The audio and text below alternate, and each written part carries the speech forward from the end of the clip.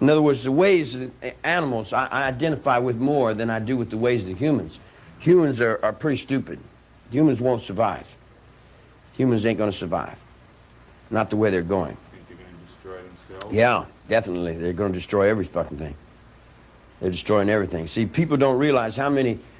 If you sit down and you started thinking people, it would take you 10 weeks to think up 200 million people, man. Do you know how many people that is? Now, you run out of food with 200 million people. You run out of oil with 200 million people. You run out of thought with 200 million people. You got a lot of meat there, man. That's a lot of meat to deal with, D. You know, I'm reaching for perfection, just like we all reach for perfection. But my perfection is in the air, the water, the trees, and the wildlife, and it goes beyond my physical. You see what I'm saying? In other words, they can't understand. I've already gave this physical up, man. The physical's hanging down there on the courtroom. You know, if you want to interview me, why don't you go talk to the DA? Maybe he can make up some more lies for you, some more stories for you. And here's another thing that you people talk about. All these peace movement, all these demonstrators, they'll run out and demonstrate for a nuclear power plant and go home and turn electricity on. If you want to demonstrate for a nuclear power plant, don't use electricity. Does it make sense? You know what I'm saying? They want to demonstrate for something on one hand and get their faces up in the camera and like, look at me, I'm different, you know, or pay me to be somebody, you dig? And then on the other hand, they can't be somebody because they go home and turn the fucking electricity on and use the same fucking pollution. You dig what I'm saying? In other words, you can't protest cutting down trees with paperwork. You can't protest pollution riding around in automobiles. You dig? I told you 40 years ago, get back to the horse, man. What's the best way to change things? I get back to the horse. If you don't get back to the horse, there's going to be nothing left of you. Now, it's dawning in the minds of many. It's dawning in the minds of chemistry. It's dawning in the minds of biology. Anybody that wants to put order into the world, anybody that's got a brain that wants to put order into the world has got to stumble upon Hitler. Because Hitler started putting order.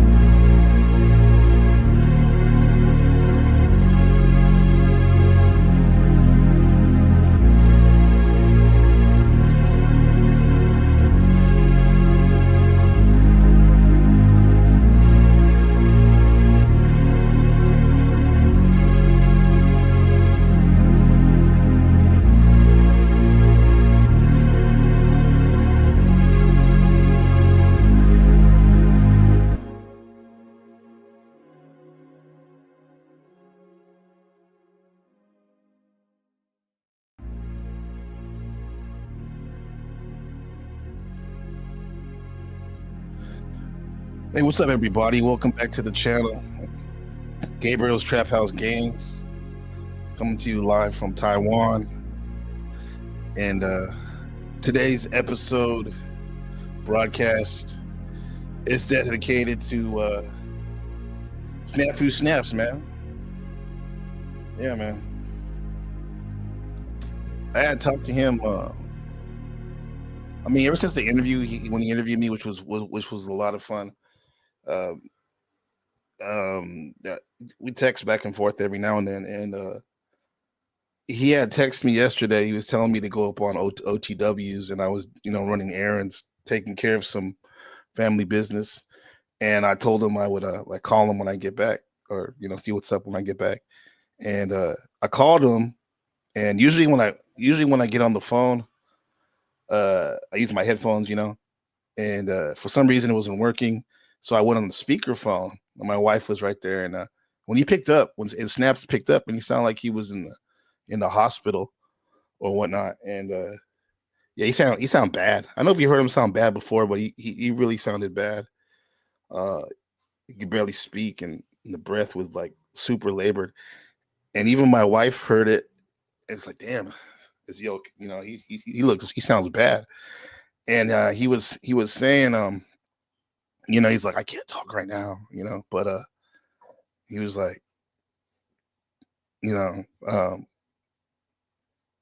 because I was saying, like, I'm kind of through with all this stupid shit dealing with a lot of these folks, and he's like, yeah, I hear you, man, just keep doing what you're doing. He's like, uh yeah, he was like, they think I got congestive heart failure, and that's the type of thing that, because I've known people that had that, like, your breathing does basically comes to a halt, and he sounded bad, man. So got me to thinking. Um, started thinking about Job, because it came up on my algorithm, and I was like, man, that man Job went through a lot of trials, just like a lot of us have in these times we're living in. Some say it's the end times, but I thought of Snaps, and I was like, yeah, man, he's talked a lot of shit, done a lot of craziness, with a lot of us. But I was like, dude, I wonder what I wonder what God took away from him, or is taken away from him. And what's one of the worst things they can take from you is your breath. And then I started looking into you know the story of Job, and I found some interesting things, man. So maybe we were all looking for love in all the wrong places. This is why we be messing up, right?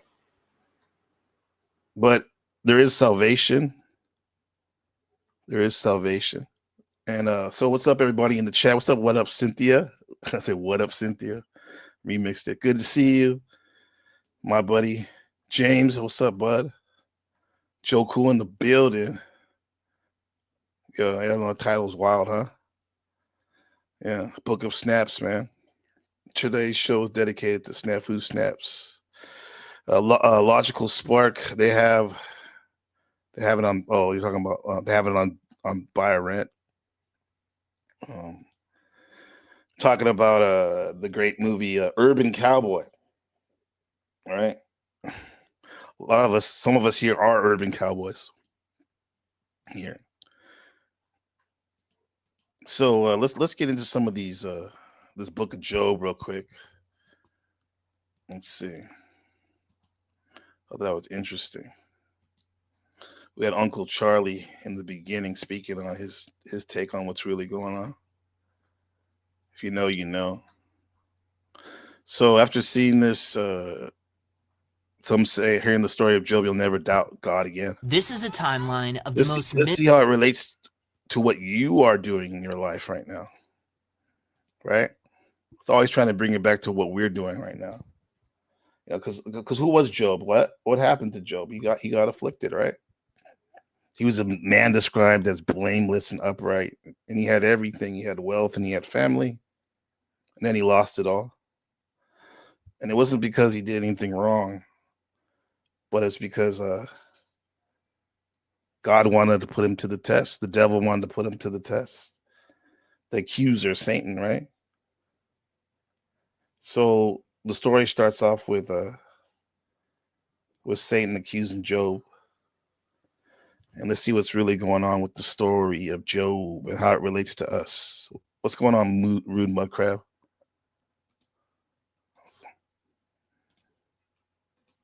Looking for love in all the wrong places. Looking to love in too many faces.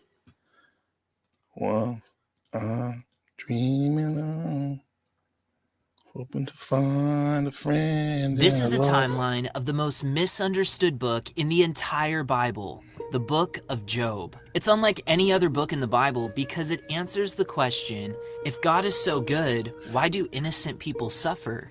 How does God explain child cancer, mass starvation, or even the specific pain you're going through right now? By the end of the book, God responds to this question, but most people misinterpret his response. The book first introduces us to a man named Job, who was super rich. He had 500 oxen, 7,000 sheep, 3,000 camels, and a big happy family. Job was living like a king. But not only was he by far the most wealthy man in the ancient Near East at the time, he was also the most godly. In fact, Job honored God so much that he even offered sacrifices for all 10 of his kids, just in case one of them had a bad thought toward God. Job knew that God not only saw his actions, but he saw his heart too. But what Job didn't realize was that someone else in heaven was watching him, someone other than God. The Bible Yeah, first of all, that's a good question. Why was God watching Job anyway? Why does he watch us? It's like a TV show, you know? Is it because he's our father? Rude Mudcrab with a comment. He said Job was a good man that God fucked on just because God is a dumbass narcissist who let the devil trick him into gambling and to the torturing of Job. Now, okay, you can say that. Now, some would say he did not. I'll say God wasn't tricked. He let it happen, right? Either way, the second part of Rude Mudcrab's statement is Job was tortured. He was tortured, and he was one of the greatest followers and worshipers, right? What's up, Markella? Good to see you, number one mod. And thank you, Cynthia, for starting it off with the mods. Markella says, if you'd like to donate, do a super chat, stickers, buy me a coffee, all that good stuff. Yeah, we love it, huh? So I don't suffer. Give me some super chats, please. Yeah, so there's definitely a hidden meaning in this story, because Job isn't suffering. The suffering of Job's not just about loss; it's about evolution. And I really believe and see how all of us, when we grow spiritually or psychologically, we face moments where everything uh, seems like it's being torn down. It's like the death of the old consciousness awareness. In that one thought that keeps you going is, if I'm good in life, if I keep being good, am I going to get rewarded? So maybe that was getting Job, getting them through these hard times. What's up, Jack Talcott? Blessings and gatherings. Great show. Good broadcast today. I was liking it. I was liking the energy. I saw Joe and Flo up there and Hank. Yeah, this is a good segue. The Jack Talcott show was a good segue, the episode today, to what we're doing here. So check it out, guys. tells us that the sons of God came to present themselves before the Lord. These sons of God are what we'd call angels today. The Bible says that before God created the universe, he created these spirits to help him rule over the humans. Not because he needs the help, he just chooses to use angels to accomplish his will sometimes. But there was one spirit in particular who was watching Job and noticed something very interesting. Your English Bible probably Salute. refers Hey, to Wayne. this spirit as Satan, who we usually associate with the devil. But the original Hebrew actually reads Ha-Satan, which simply means the accuser. And this word is actually used in the Old Testament many times to describe many different people and spirits who are accusing someone. In fact, the kings of ancient Assyria and Persia also had secret agents who would travel across the empire, collect information on people, and then bring accusations against people or groups who were not loyal to the empire. Since this word Ha-Satan is not used anywhere else in the Old Testament to describe the Satan that we meet in the New Testament, it's possible that this Satan is just an accusing spirit who is part of God's divine counsel. So he's part of the winning team, huh? The good guys. Satan's working for God, according to this interpretation. So I like that interpretation. I'll go with it. Hank says $5. Well, sent the $5. Thank you, Hank. Very generous. Chris Mollard from the Damn Show is interested in participating in your next award show. I'm sure. Yeah, thank you very much. Yeah, the Damn Show. Okay. As we say, like every day we see new shows, we expand the outer reaches of the panelverse. Thus, more nominees, more shows to enjoy and learn from. Thank you, Hank. Appreciate you, man. I mean, when it comes to business and anything that's successful, a friend of mine the other day told me, he said, I don't know what it was, but someone was around and said, yeah, because money can't buy happiness. And he turned around and he said, no, money does buy happiness. You just got to give it away. That made all the sense in the world to me because it's the truth.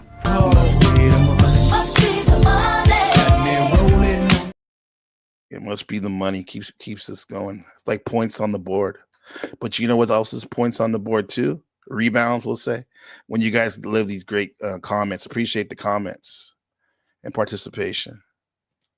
Doing his job. But to be honest, I don't know for sure. But what I do know What's is up, Blue that Ivy? the Spirit appears to God and begins What's going on, Blue Ivy? What's up, sister Blue?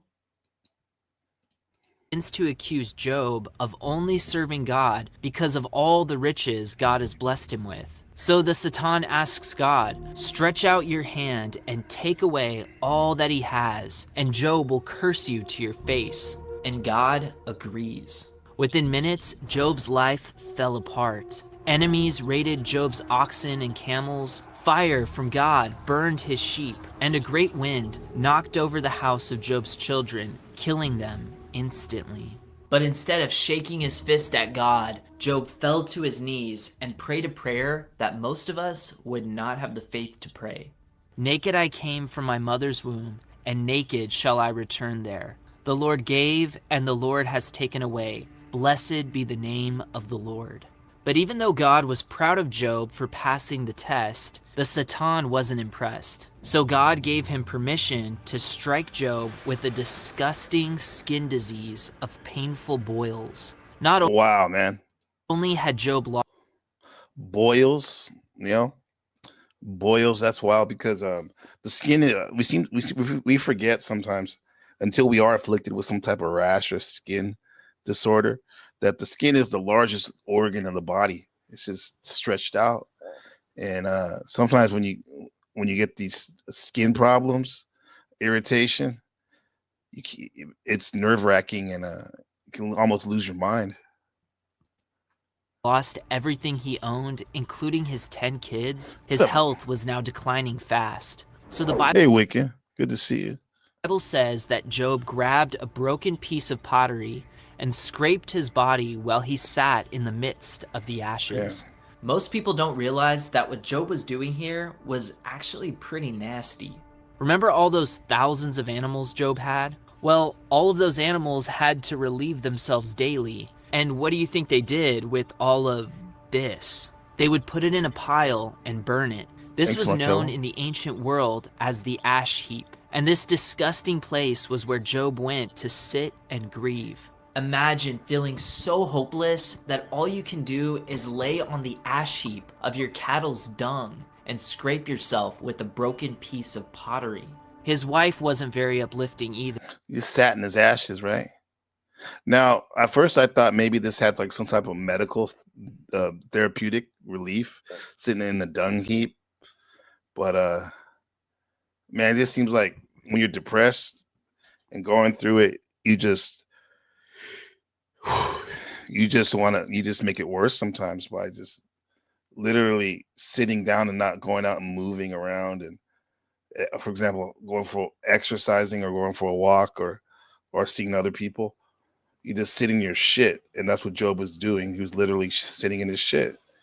And then his partner, his wife, came in to talk about, give her take of what's really going on.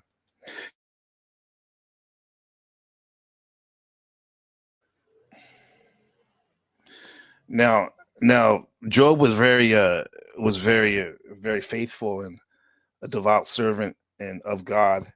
Yet, and I'm sure his friends were. If he was the most like faithful, that obviously his friends weren't that as faithful as he was. So And so I'm sure we're going to get Job hearing some negative talk about God, stuff like, why would you do this? Why would you do all that? Why would God do this to you, his most faithful servant? God must be bad and all that, right? And I the way I see it, I think Job's friends and his wife and family, well, his wife, that's all that's left. They represent kind of like our old mentality, our old programs and beliefs that try to explain away pain simply as cause and effect logic.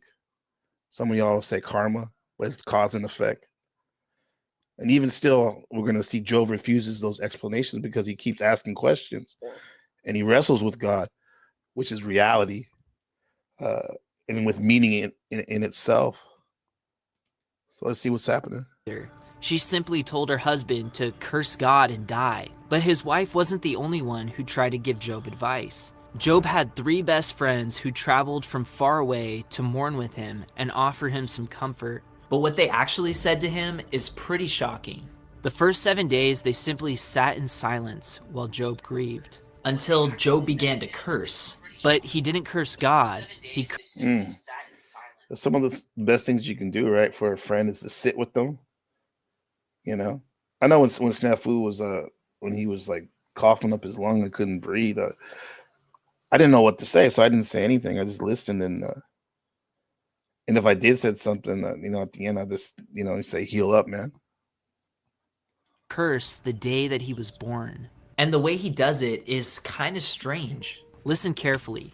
May those who curse it, who curse the day I was born, those who are ready to arouse Leviathan. Arouse Leviathan? Who's that? This was a name that struck fear into all peoples of the ancient world. Unknown creature of the deep, right? The unknown. When I think of when I see stories with water and the ocean, I think of the subconscious, the motivation for what we do consciously.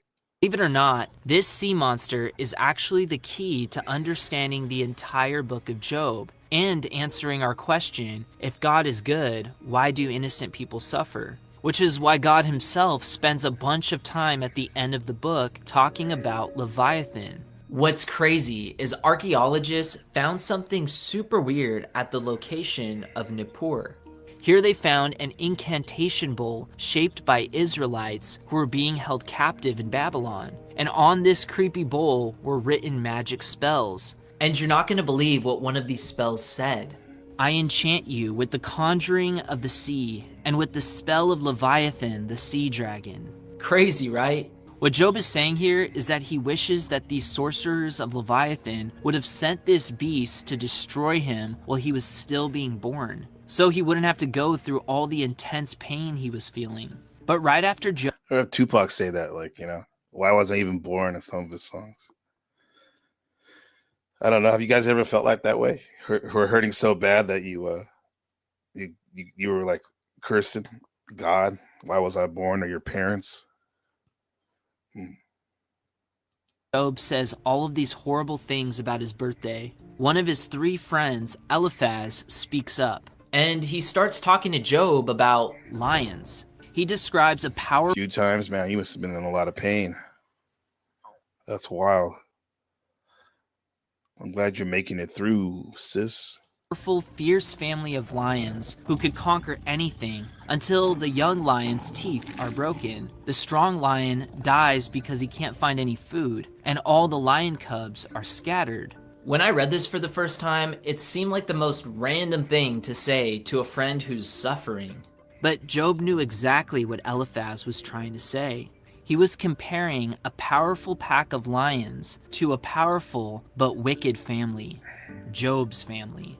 He's saying that no matter how powerful a wicked man might be, he can't escape God's judgment. Way to pour salt on an open wound. Job couldn't believe his ears and responded by saying that kindness should be shown by his friends, but instead his friends... Right. I mean, yeah, when someone's going through it, all you can do is show kindness, huh? So they were better off probably saying nothing and just sitting with them, being present. Just like sometimes I'm better off probably just sitting and not saying much, listening to myself and in my inner dialogue as well. Friends are like streams that are full of water during the spring when the season is nice and easy, but all dried up during the summer when it's hot and he needs to be refreshed the most. You'd think this would cause the next two friends to have better things to say, but you'd be wrong. In fact, his third friend, Zophar, is more harsh than the other two friends combined. But before he speaks, Job's friend Bildad had a few words to say. He describes reeds like the ones found in Egypt today that usually grow near the Nile River. But then he asks, can the reeds flourish without water? Again, seems like a strange thing to say to your hurting friend. But then he says that these waterless reeds are like the hypocrite who forgets God. He was calling Job a phony and saying that all of the bad things that were happening to him were because he turned his back on God. And I don't think that's accurate because we haven't heard Joe even ask for help from God right now. So he hasn't cursed God, let alone even asked for help. And I think that maybe because of his faith, he's like, hey, it's gonna work out. Brother's gonna work it out. Brother's gonna work it out. At this point, Job is beyond depressed. He lost everything. He's extremely sick. His wife told him to curse God and die. And now his... Can you imagine that? Like, you're Job. You get the download from God, the Most High, and then so you can share it with your wife, who can share it with your children, and then like your wife is like cursing God, man.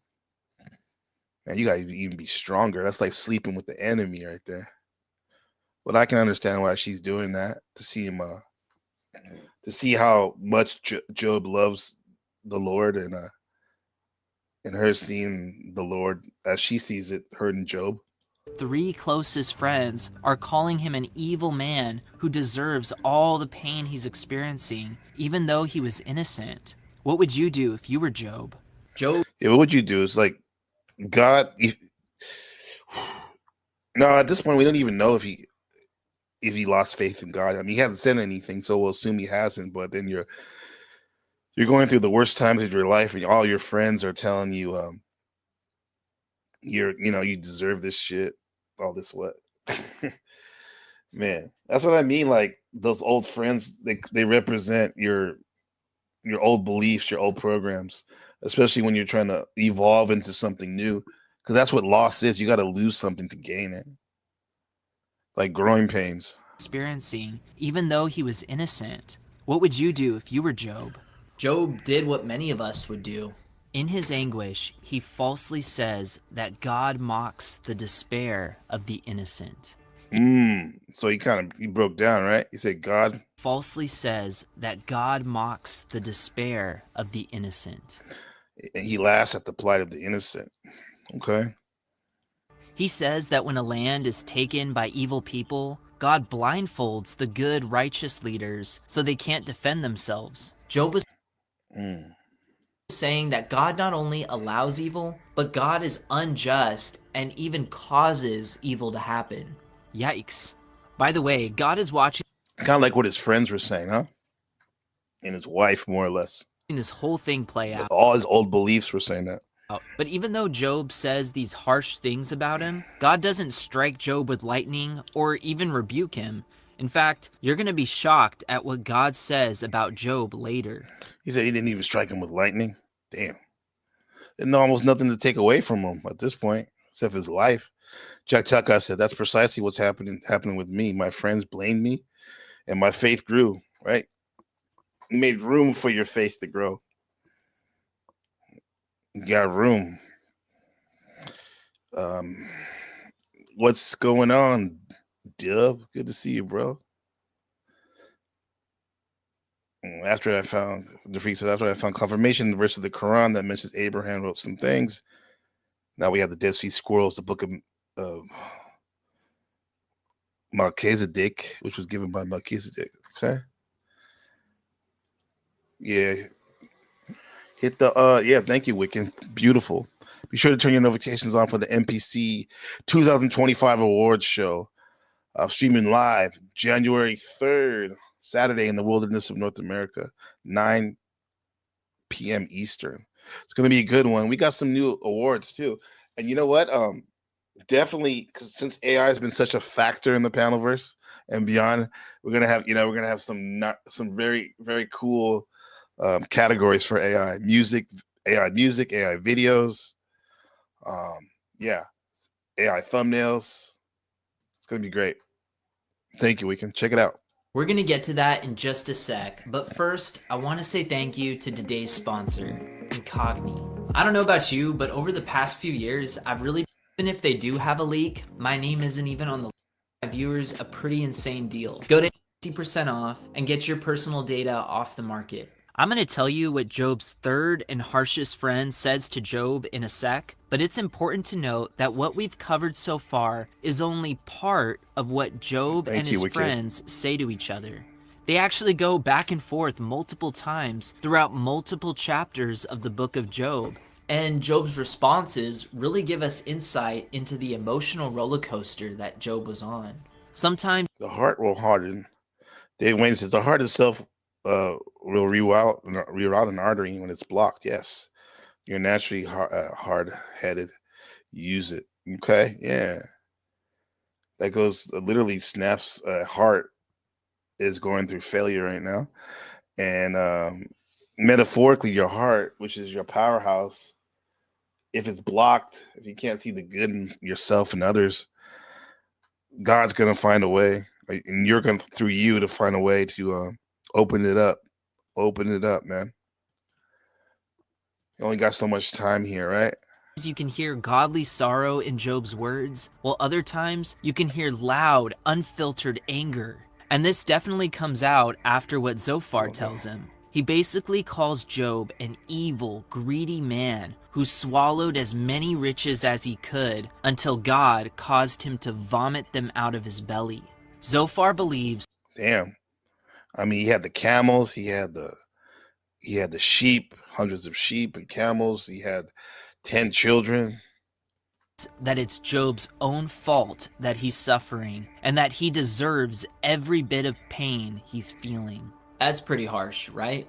But what most people don't know is that all three of Job's friends represent the best explanations of suffering that the ancient world had to offer at the time. They believed that pain and suffering only happened to evil people. They also believed that the amount of pain and suffering that happened to a person was proportionate to how much evil that person did. How's it going? Since Job, How's it going, Chuck? Yeah, I saw you on Talcots too. Jack was trying to get out, and then Chuck had a pretty interesting dialogue with him at the end.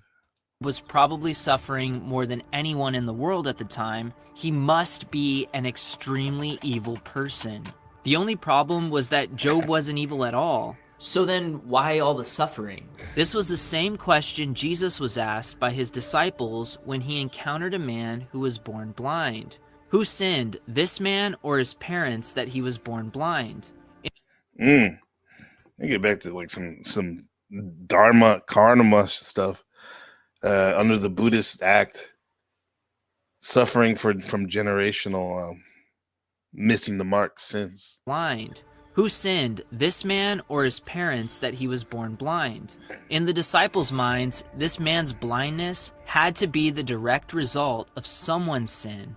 They must have not studied the book of Job very well. But now let's look at Job's final words before. It's interesting because the same stories that are in the Old Testament are playing out at a more hyperactive, extreme, intense way as in the New Testament, and also in our lives if we read it. A strange man interrupts the conversation. Job makes a bold declaration. I sign now my defense. Let the Almighty answer me. Job was basically taking God to court and demanding that God give him an answer for his suffering. But before God gives his breathtaking, Demanding, huh? Demanding the Most High. but often misunderstood answer to Job, a man named Elihu starts yapping. This guy is super random. No one knows why he's there, but he is furious. which is why he starts going on a rant. But what he has to say is actually pretty interesting. That was your trial. You resonate with Job too as well. We all have a little Job in us, huh? I don't know. Why did you leave, man? And Jack, why did you leave him back there for so long? I mean, I can assume why both ways, but I'm just curious. He did bring you up though at the end, right? Yeah, that's why he must have, because that's why we were able to see you there. The frequency was high for a minute at least. Yeah, the friends suck, the wife suck, the kids are gone, the wealth of God. Sounds familiar. Yeah, it sounds like they call it zeroed out, when a man is zeroed out, when he has to start from the beginning. A woman too, in a sense too. All the single moms out there. He rebukes Job's friends for speaking without even having proof of what Job was going through. Job's probably thinking, finally, someone who's on my side. But it's a good thing Job didn't say this out loud, because Elihu starts laying into Job for not trusting God. But Elihu offers a different explanation for Job's suffering than his friends did. He compares pain and suffering to chains. He says that sometimes God puts these chains on a righteous person to slow them down and prepare them for the future. Suffering sometimes happens to bad people to punish them, but it can also happen to good people to prepare them. But then Elihu began to describe a massive storm that most likely began to form while he was speaking. This Making way for the new updated version of what you're working with. I always like on this broadcast, Gabriel's Trap House Gains, to relate what we're doing to the evolution of consciousness through our bodies, and in this case, our spirit, right? But we're using our mind to decode it. So think about it this. I definitely think that the beginning of our conscious evolution, and we see it through Job, is when he stopped obeying and sticking to those old narratives of his friends, and he started to search for the truth within. And I think that's what this character he's speaking to is alluding to. And we see it with the outward manifestation of the storm of electricity, right? It's out to download him with a surge of energy and consciousness he needs. storm was loud with thunder. It filled the sky with thick clouds that were full of bright light, and a strong, cold wind that turned the waters to ice. But before Job or his friends could even respond to Elihu, God himself spoke directly to Job from this massive storm. Prepare yourself like a man. I will question you, and you shall answer me. Job must... Yeah, know your place, Job, right? And for y'all who have a difficult way of seeing God as, let's say, your higher consciousness, that could be your future, your future self saying, like, slow down, man. We need to prepare for this upgrade, right? You can't be running all the programs on your computer when you're trying to upgrade the new engine, right? have been terrified. If you remember, Job just got done accusing God of mismanaging the universe. But instead of flicking Job off the face of the planet, God asked Job a series of questions that seem unrelated at first, but when put together, leads to one ultimate answer to our question about suffering, especially his final words about this strange Leviathan creature. God first asked Job where he was when he created the earth. He asks if Job has the knowledge to determine the measurements of the earth and where it should have been placed. What's crazy about this question is that if the earth was placed just a tiny bit further from the sun, we'd all freeze to death. But if the earth was placed just a tiny bit closer to the sun, we'd all be toast. Could Job have known where to place the earth in the universe? Or what? We get a rudimentary version of this with the Goldilocks story. I was teaching my younger students last week during our novel fable class. Yeah, you remember Goldilocks wanted it just right, just right. I mean, you may say it's BS, but one can find truth. At least I can. Uh, on almost everything in order to, if you're trying to evolve your way of thinking, you can find truth and whatnot if you slow down and look at things. Yeah, but fair enough. Uh, if one has to not focus on the story so much, but see if it ignites something in you, that's awesome. About the seas? God asked Job, "Who has the power to command the ocean? This far you may come, but no farther, and here your proud waves must stop." God asks if Job can control when the earth receives light from the sun and when it's lights out. But then God asks Job a question that keeps many people up at night, even to this day. Do you know what happens after you die? Every religion has their theories, and even the Bible gives us some insight into the afterlife. But only God has a full understanding of eternity. Can Job control the weather? What about the stars in the sky? Or how about the clouds? I think you get the point. If you remember, Job basically said that God didn't know how to manage the universe. As a father of 2 amazing toddlers, there are a lot of decisions that my wife and I make that they don't understand, even if we tried explaining it to them. God is basically saying, Job, there's so much that you do not and cannot understand because you're not God. But God doesn't stop there. There are actually 2 more parts to God's answer that most people miss. Like the next series of questions God asked Job. Next question. Austin Murphy. He says, "Hello, everyone. No such thing as outer space. No such thing as outer planets and stars. That's all fake." Well, in terms of this story that we're reading, it's real enough right now. And like I said earlier, I'll double down on. I should just using this as a metaphor. These planets and space, outer space, as a metaphor of your experiences here right now. You know, because if not, it's like you're kind of wasting this opportunity in dealing with the the outer of it, right?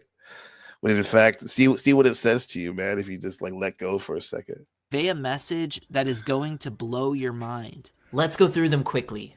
First, God asked Job about lions.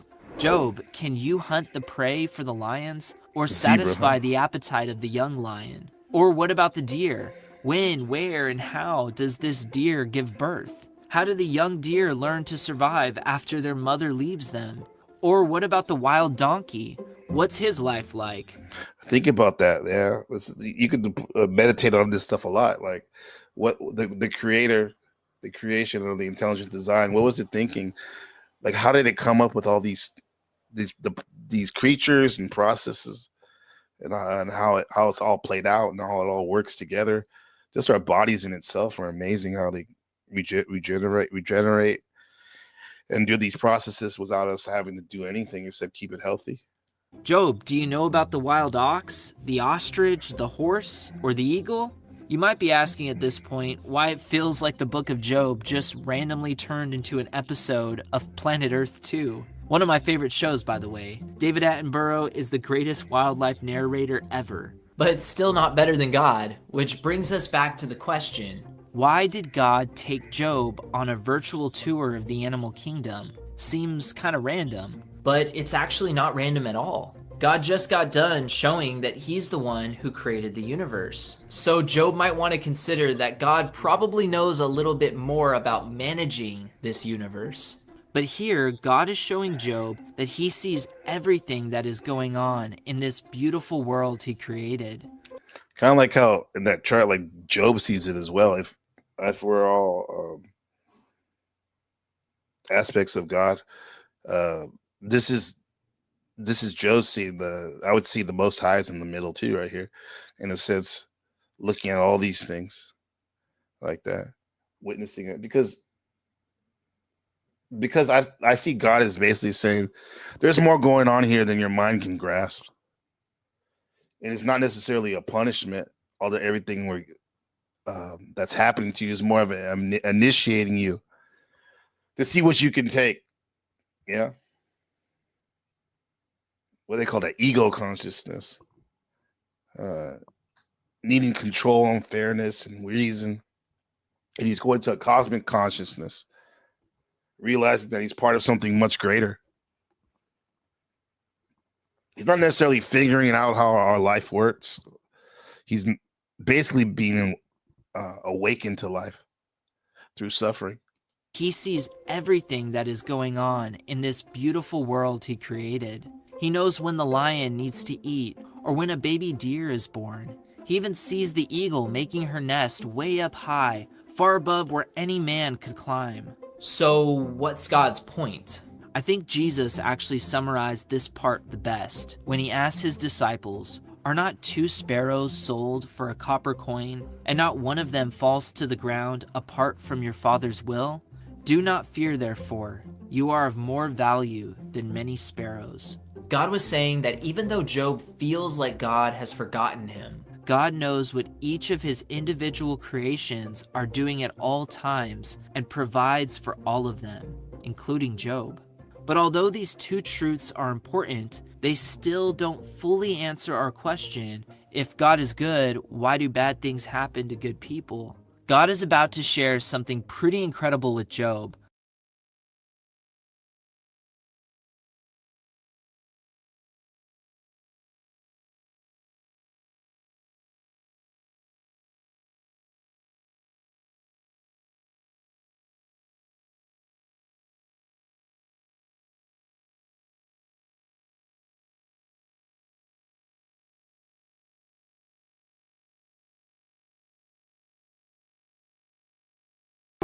Plug walk. I don't even understand how the fuck my plug talk. Pick him up in a space coupe. I don't let my plug walk. Skirt, pull up in a space. New freak had to cut my other little bitch off. 50. Yo, thank you, Chuck. Very generous, man. You could have spent that money anywhere, but you chose to donate it here. Appreciate you, man. $5. He says, from my neighbor and friend. What up, neighbor?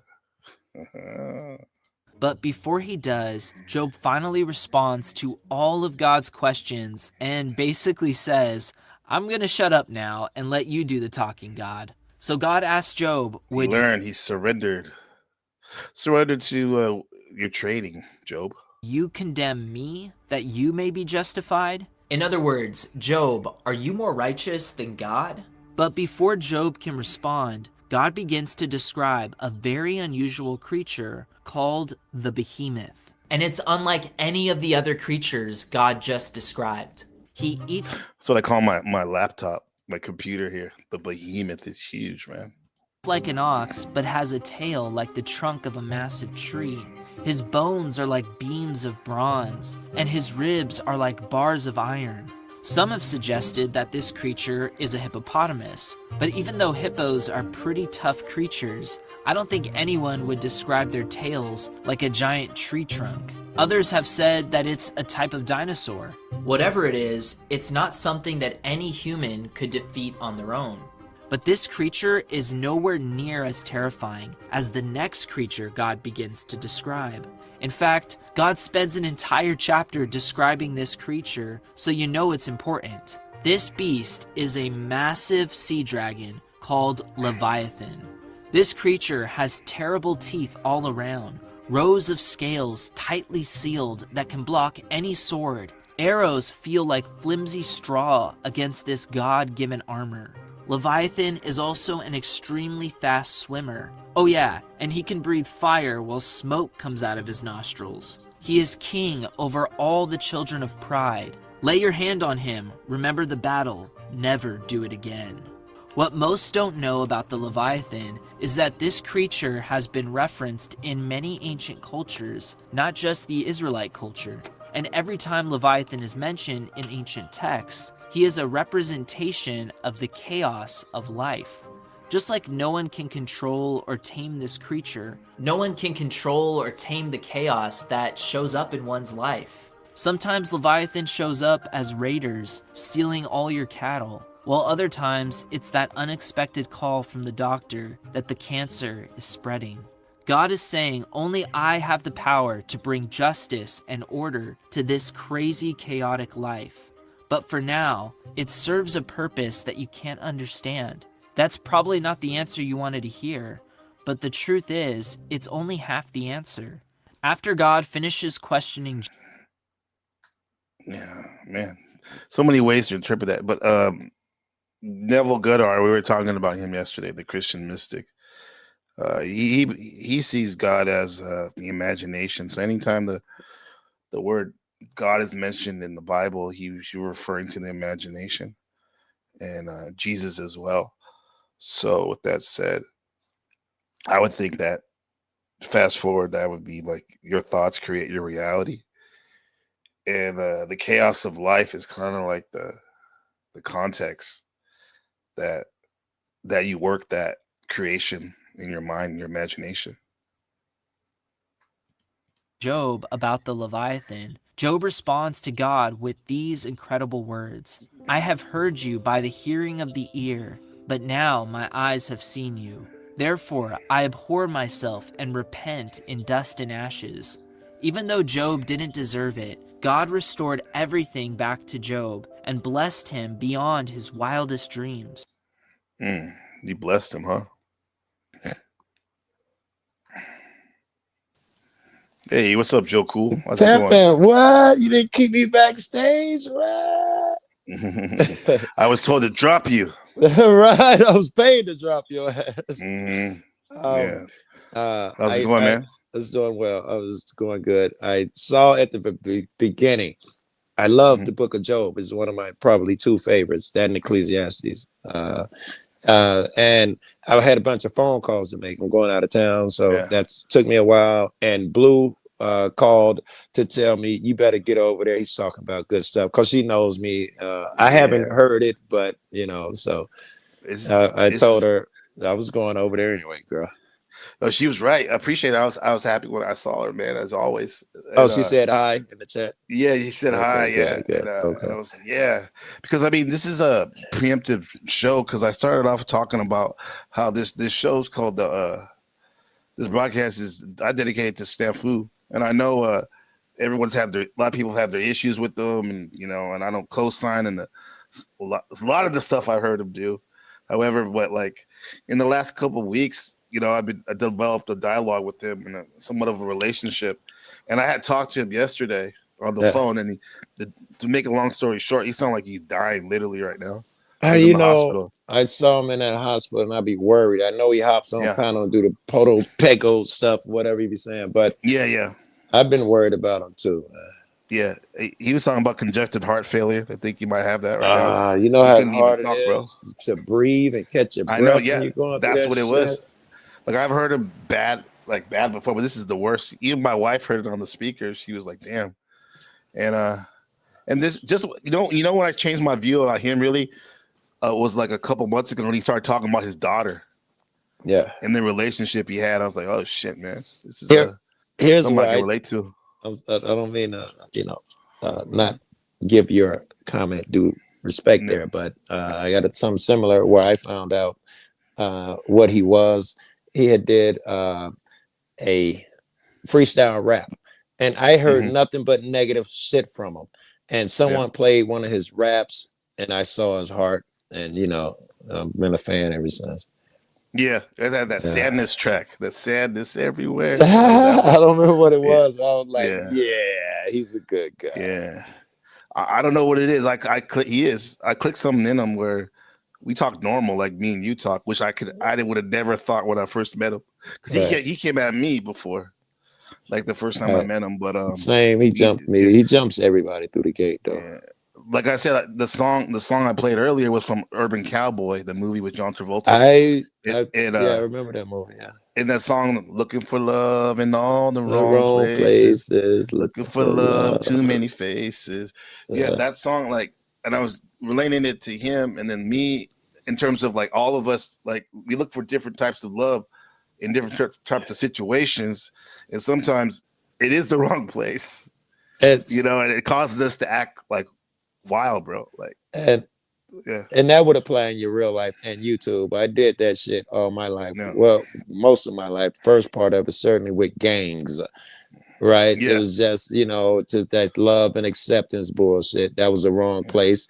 With women, I'll be looking for trying to make a girlfriend out of some bitch that I met somewhere where wrong places. my old Yeah. man, yeah, he used to say, Joe, you can't hang with snakes, be looking for a bird. So I was looking in the wrong places for a bird, and I found nothing but snakes. And the shit applies to YouTube. If you click up with people, which hopefully you see, well, hopefully I try to avoid, whether you see it or not, Yeah, to click I know shit you do. Yeah, and treat everybody the same dignity, respect, and second chance type bullshit. yeah. That's Yes, what I'm learning, bro. yes, but you can click up on here. And it's so Oh yeah, easy and it's comforting. It's the same shit I see in my real life occurs here. yeah. That's what I get confused in your story. The more I marinate on it about how you were talking to the two gang leaders and you were still cool. Yeah, yeah. That could be a dangerous thing. So if Yes. Joe was able to do it in the physical, where they can literally kill you Yes. on the wrong day, Yes. why can't we be like move like Joe Cool and have love for almost everybody Yes. and be our own man? Let me give you a little more on that story. Let me take the whole that real quick. Let me just take Chuck with a very, very generous $50, man. Man, Chuck, so generous. my man. Chuck, Yeah. go ahead, pal. Whew. He says, on behalf of those who have received knowledge and strength from you, not all are able to give monetary gifts. That's true. And they tell me they be like working it off, man. Like their likes and subscribes and testimony to your gifts. For I have learned to give it away, and you shall receive in return. Bro, Chuck, thank you. that Thank you, wipes Chuck. away a lot of the times when you called me a racist and you be calling me the hard R and and talking about my mom. That erases a lot of it, bro. No bullshit. But Chuck, that was very big. That's great. Thank Good you, words, Chuck. Appreciate you, brother. And Chuck, appreciate you. Oh, hi, Kelly. Sorry I'm late. I was developing pictures in my darkroom. They're for Robot Illustrated. I'm hunk of the month. Yeah, Chuck, you're hunk of the month right now. I know people give Appreciate you a that. hard time. You said that to me on panel a few weeks ago, and people, have lower opinions of you and shit. But no, you're a good guy, Chuck. You're the man. Fuck what they say.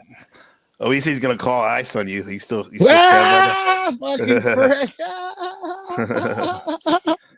Yeah. Oh, Hey, the Lindsay story. Smith, he is in the hospital when I called him. He's like coughing up a lung and shit. Yeah. So give out your prayers to him. So go ahead, the story. Yeah, Big Joe. the literal the way that shit happened is that my chief, the folk on the hustler chief, I left him to go over there and they're trying to kill each other. The two chiefs would be if my gang killed that head and that and when I left, I went over to the other guy's crib and one of my friends went with me. He's a square. He doesn't know about what's going on. So since we're at war, I pull up in the opposing gang. He realizes because he lives in his hood that I'm going into the opposition's hood. I pull up at the chief crib and they're all outside with long guns, choppers. Oh yeah. Yes. Right. And assault rifles. And one guy, he's got one arm, and on the other arm, he's only got 3 fingers, and he's got a 45. And my guy slouches down in the chair. Oh my God, what are you doing? All that bullshit, scared to death. And of course, everything went well and all that, but he never went back over there with me again. He thought it was the craziest shit in the world. Yeah. But yeah, I love all them people. It makes the story even more many more crazy in the sense that not that you were going to make it a regular thing, but even still, then you were protected. Yes, because you're in fact. Here's some more. Here's some that more. must have been a sight. Yes, here it gets even better. It gets even. I know people. If you're not in the gangs, you don't understand how big this shit is. But they were having goal that day. Once a week, you have what we call goal. That's a meeting of all the gangs. And I am the opposition gang. So when they say their prayer and shit like that and begin their shit, I go with them. That's a no-no. You're not supposed to do that shit. I'm in the middle of the circle, and the first shit out their mouth is, "Ain't no 4 kind of hustlers is it here." No, just Joe. All right, let's do this. And they start their prayer and the ceremony, Joe. Mm, And I'm right there with them, Joe. So that's a huge deal, bro. yeah. Uh, I mean, for you even too to be programmed, indoctrinated on those right, beliefs, and you right. still saw Still firsthand cross like them lines you and shit. crossed it, you could Yeah. transcend it. Yeah. Let me Because give even though another it's real story. enough, it ain't. What's There's that? more to it. There's more Yeah. just going on. Let me give you another Yeah. story. This is also a true story of gang shit. Um, a friend of mine, again, I know the enemies of enemies, and Mhm. my gang, they both my gang. Their some of their weed came up missing. Another guy, he's a GD, which is also our opposition. He found the shit. Uh, and he repackages and sells it. And so they grab me. These are people I know, gang chiefs, the same chiefs. It's their family. And they Yeah. invite me to the crib. They got a chair in the front room, put me in a chair and surround me. And this is they're trying to do the tough shit. Yeah, Joe, I heard that you've been hanging with dude and we had some weed come up missing. I was like, yeah, I think he Oh got it, shit. man, because that nigga's been selling weed. I think it's Yeah. y'all's. I didn't smoke both of y'all's shit. They was like, great, where is he? I know you hang with him, you know he live. I'm like, I ain't gonna Uh-huh. tell y'all. And they, surround me, get all tough. Nigga, you gonna Uh-huh. tell me? I say, no, I'm not. And the head dude, the chief's nephew was like, well, he's grown. He's a nephew, but he's grown. Yeah. He's like, hold on, I don't understand. He's the Are you prince. saying, yes, he's a prince. He's like, are you saying you're not going to tell us? Because I said, I'm not going to tell you because you're going to kill him. You're not even going to whoop his ass. You're going to kill him. So, no, I'm not going to tell you. And Yeah. the tough guy, the muscle, no, fuck that. You're going to tell us. And the prince was like, oh, no, fuck that. This just how Joe is. You're good, Joe. Yeah. Man. Be easy. That's how it was. I just walked out of Yeah. there, bro. Yeah, it's the strength of your character, man. Like the way you move, because he based it on the way your actions before. Yeah, Your he's works before. expected that. He Yeah. knew, right? That, Yeah. right. Yeah. Yeah. Oh. That's All awesome. right, enough It about gives me me. faith in the real life. That's a real this is a story that resonates with the book of Job Very good. and the That's book what I want to and the do. book I of Snafu. love Job. I hope Yeah. I didn't miss all of your No, Job you talk. didn't. You did not, because the whole thing is the takeaway. Well, we got one more minute of this, and I'll tell you my takeaway on this. Yeah, I'm open. We I'm can here talk with you. about it. Yeah. What's up, chat? What's up, Himza? Here we go. So now basically Job, he's getting it back. He's getting his rewards for standing strong. The Leviathan, Job responds to God with these incredible words: I have heard you by the hearing of the ear, but now my eyes have seen you. Therefore, I abhor myself and Eyes have seen you. That's how I feel, man. When you Yeah. go over there and you see those people, you feel so little and worthless. I totally Yeah. understand what he's saying. Yeah. Yeah. But you had faith repent before in that. dust and ashes. Even though Job didn't deserve it, God restored everything back to Job. And Remember so what happened earlier, he had hundreds of camels. He had hundreds of sheep. He had 10 kids, 10 children. Yes. Like, and God took all that away The from whole him. And house. the whole house put boils on him. Yes. It made him like wallow in the animal dung. Yes. He was being a moped and stuff, doomer. Oh, go ahead. I'll wait till He was being the doomer, and then his friends, his 3 boys, yes, came to that's him. All to say. Like, at first they just shut the fuck up, and they sat with him in this depression and in the shit, literally the shit with them. And then they started to spoke up, and then they started to say, "You deserve this, Job. You're a greedy bastard." When he wasn't. They just assumed he must have did something wrong, and he had brought God's wrath. Yeah. And Job, this is one of my favorite lines in there. Job gets tired of that shit, and he say, "Why are y'all here?" Well, Job, we come to comfort you. He say, "Miserable comforters are ye all. You suck at this." I love that fucking line, bro. Yeah. Right. Because the miserable sufferers are you, which is the old programming. I see that because I relate to the evolution of our consciousness, our awareness, expanding our awareness, and like their friends represent our old beliefs and programmings. That was they dope. get in the way of making Very room. good. Very good. Very good. I got to remember that. Put that at the forefront of my shit. Yes. Be like, dope. Yeah. Blessed him beyond his wildest dreams. But what most don't realize about the book of Job is that there was actually another figure in the Bible very similar to Job. The Bible calls him a man of sorrows, acquainted with grief. Just like Job, he was tested by Satan. had everything stripped from him, and was forsaken by all his friends. But through it all, he never questioned God, because he was God. The same powerful God who spoke out of a thundering storm, created all the creatures of the world, and is able to tame the great behemoth and even the Leviathan. This is the beauty. I forgot about how the book of Job is actually goes well with Genesis and the creation story, because that's What when way? God started to reach out to answer Job's prayer, and by showing him all the creations he made, God shows him the vastness of his creations, the galaxies and the Oh no, I animals don't and the remember that creatures and the part. Okay. storms. And he basically says to him, "There's more going on here than you can grasp, Joe. Yes. This is about Yes. beyond your pay grade. There's a reason for this suffering. It's Yes. not punishment. It's actually an initiation into better things." And You know to what I'm my saying? knowledge, this is the only time that happened in the Bible. You were saying God showed him things. You show them God things, yeah. also, in the middle of the conversation, he says, hey, leave my man Job alone. He's a good kid, and I'm very proud of what he's done. But that also, God bars me and you talking up here on panel, and God pops up backstage. Hey, listen, don't be so hard on Gabe. God, that's you. What the fuck? He popped in on the He popped in conversation on when him. these He niggas pulled was up. giving his boy shit. He pulled up on him. Yo, it's crazy. Yeah. Because he was always there for him from the beginning, right? And it wasn't Yes. because it was Joe did not say anything negative. I don't think he ever cursed God, but he didn't say anything negative up No, he until didn't. the He didn't curse friends. him. Yeah. But the friends, he started questioning it though a little bit when the friends started Tell him to to curse him. work on him. Yeah. Yeah, Yeah. Yeah. Yeah. yeah. And Yeah. Chuck again with the $20, man. Praise God for sure, man. She says, lay your troubles before me, and is an invitation for someone to share their problems and difficulties with another person, often in context of seeking comfort, support, and guidance. Yes, and Chuck has that wonderful story where he had his moment of Jobness when he was literally crawling.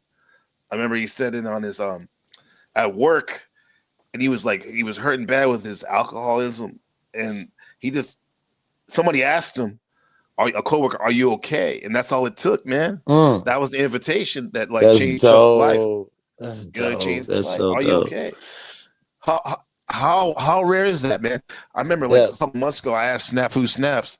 Everybody. You're always trying to help other people in your own way, whatever. But like nobody asked, "How are you, Snaps, today?" And he went off, bro. He started opening it up, and Yeah. it was wild, bro. And Yeah. What do you and we think all that have those is, Gabe? moments. What do you think that is where these people will use snafu, but there are people, everybody who has that thing uh, where when in that moment when he said, "Snaps, tell me, what's going on? Tell me about your problems." He opens up. He would be aware that I could have these moments all the time if I wasn't so mean and abrasive.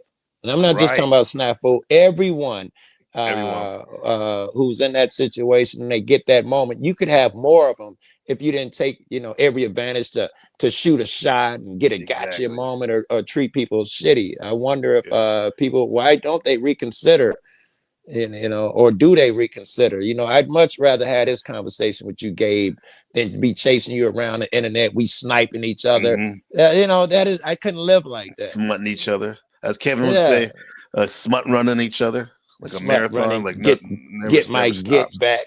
Yeah, Yeah, look tit at for tat. look at like the with Chuck, even with Chuck, I appreciate it, Chuck, man. Um, like there was a minute there when we were having miscommunications and stuff, but now we're like dropping bombs together, bro. I keep going back to that time when you and I, Cynthia, and a couple other people and Chuck, we were just laughing about some shit on my panel, and I'm like, what the fuck was I missing out on? Yeah, And it yes, all comes full circle. What you said, like, why do people not act like yeah, receptive to stuff? It's because shout out to Talcott, like being in the moment. Like, be at the Yes. work at hand. Like, be here now, man. I'll say that. Be here now. That's what it is. He booted What are me we dealing with today. right now? He booted me What's that? today. It's Jack. He booted me. Yeah, for sure. Because I saw it, Joe, and I was speaking to you to the camera with the phone. I was like, Joe, I get it. I get it. He's being kind of like irritable, maybe even unreasonable a little bit, but that's his shit to do it. Yeah. And with all people, especially Leo, not making excuses, but the way I see it is like people like that, like under that Leo, the king archetype, as it seems, they want to help everybody, but sometimes you gotta really humble yourself around some people. That's That's what it is. I'm gonna, and this is a bit of a cop out, but I just started smoking. I have a lot of work to do today, and I know my patience and my normal guy is a little more snippy. I don't cuddle niggas and shit. I shouldn't have to. You're grown, but I don't mind doing it because I love you as part of the job. But I wasn't really, I normally don't snap that fast. And normally he gets a bunch of Joe. He can do that 18 times before. This time, as soon as he said it, I lost it. I'm like, fucking Jack, nickel. You got to look what he's dealing with too, because even though you were building with Flow State, and he's a fiery character too under the Sagittarius Act. I was saying they like to be playful and stuff, and that's what Flow does a lot. And so Jack, from Jack's mind, he's dealing with you with your like always like keeping us honest and questioning us and stuff. And then you got Flow, which is like when Jack's trying to go deep, sometimes he wants to say something funny, which is cool. We love that about him, right? And he's like coming from both sides. But But Jack, right? He needs to learn too. Yeah, he accepts shit differently and hears shit differently than the way we do. Shit that's hilarious to me if someone cracks on me or someone else in the room. Lindsay was up there too. I'll die laughing. Jack will take it as a personal attack. That shit, like Chuck, I'm gonna call ice on you, Joe.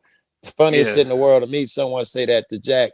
No, Joe. What he meant by that, he'll read all sorts of crazy shit into it, and that's just how he am. If I'm gonna accept Jack, I have to accept that.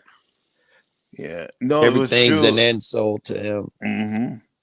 It is like I can move that way because I don't want to be. I want to stand up for what I believe is right, but I don't want to see the guy as the. I mean, in Flow State, even when he joked, he called Hank. He's like, this is the uppity blacks. He said. Part of me was like, fuck that shit, bro. Why you say that shit? It's fucked up. But right now I can kind of laugh about it. You know what I'm saying? Chuck got a million of those every panel. I look forward to it. No, that was Flow State who said that. Oh, Flo said that. Well, he said that shit today. Yeah. Chuck got a million of those, bro. Funny. And especially with his twang, the way his dialect, his accent comes off, it's like it hits harder with Chuck. That's where I started to get Chuck. And it's dry, so people might not get it because they think he's serious. It's dry, right? So no, Chuck is hilarious, bro. Yeah, and thank you, Chuck. Ain't nobody think that. He's like, no, Joe. I've been getting a lot of people saying that lately, and I don't want that for a dude. And I don't, for whatever reason, I don't want that for him. So I try to pull back and be nicer to that dude.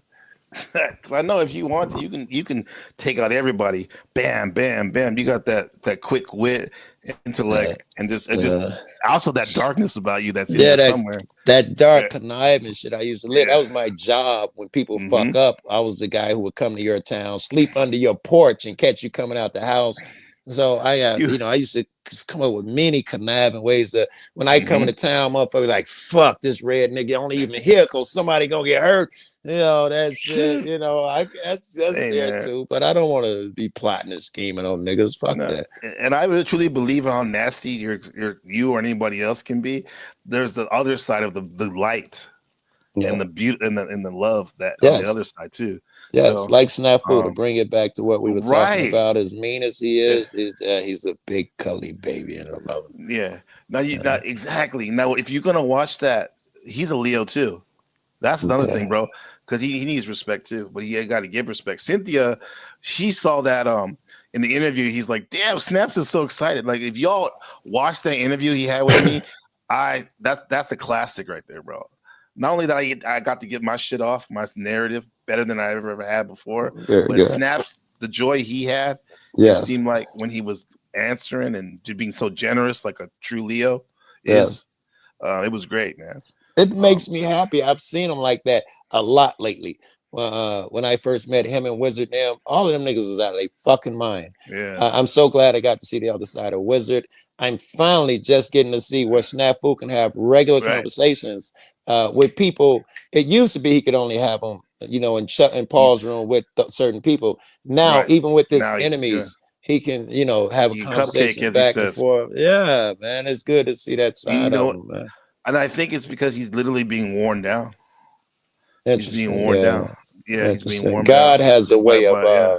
when you ignore him, or they say a lesson is repeated until learned. I hope everybody fucking heard that, because you may spend a bunch of that? cycles down here in reincarnation wise because you haven't learned a lesson. You don't get away from it by escaping. And if you don't learn a lesson, God has a way of pushing it and forcing it up on you. So you have to face it. I hope that's not the case, that Snafu is so hard headed that God has stepped in. Yeah, because guys, if the Lord is not done with Snap, he's, you know, continue gets blessed up, he heals himself, which I believe he is. Like that shit, he's going to be a force to be reckoned with on the good side, right? Yes. Because he'll have me and Joe to deal with. Yes, and to learn from, because Yeah. you want to be a good guy. Me and you could do worse, you know, You could because do we're worse, gonna yeah. try to tell you, no, do not dox that nigga. You know, be a bigger man. We're gonna give you the advice that big brothers give you. So yeah, it's Exactly. great. Yeah, I'm not gonna Exactly. tell you, fuck that bitch, scratch her ass out. Nah, I'm not man. I'm not gonna do that. No. No, man. Like, I mean, Rude Mudcrab, you said I ain't gonna be nice to anyone. Fuck enabling people's stupidity. There's enough of y'all doing that for. Yeah, okay, yeah, that's great. I'm glad you said that, because it's true. There's a lot of stupid people, and that's what you're here for, right? To do that. But I'm about to love. I mean, I can love a stupid person, but it doesn't mean I'm gonna fall for their shit. Yes. More or less, you know what I'm saying? Yes. So all day I'm glad long. you're here to remind us about that too, right, Joe? All day. Everyone has their place. Right, Shout out to Chuck, new member. Fuck, Chuck. Damn, 5 gifted membership. Holy shit, bro. I gotta play this for a second for hip hop and shit. But my mama raised me on country music and like rock music too. So that shit is ridiculous. All right, I broke out my other phone just so I can hear it for a minute. I did it. Okay. Wait. All You said that was for Chuck. Is there a certain way that reminds you of Chuck? Well, first of all, it's country music. Okay. You're from Kansas City, Tennessee, right? Yeah. And secondly, I think all of us, not just Chuck, but you know, we've all been there looking for love in the wrong places, man. And then when we finally found it, if we're blessed enough to find it, I mean, we realized it was always there. And you know what's good about sometimes people always say go inner. Sometimes it takes an outer love for somebody, or God, or people say God, or your lover, your partner, but to show you that you always have that inside yourself. You know, you always, wherever you go, it's always there. And by the way, I hope somebody didn't time out Rude Mudcrab, because that was an accident or whatever. Because no, if he was Moz, please bring him back or whatever. Yeah, I don't see him being popped in. Oh, maybe he's just lurking. Okay, all right. Yeah. But yeah, Joe, what does that song mean to you? The lyrics, anyway. I asked because I think, if I'm not mistaken, Chuck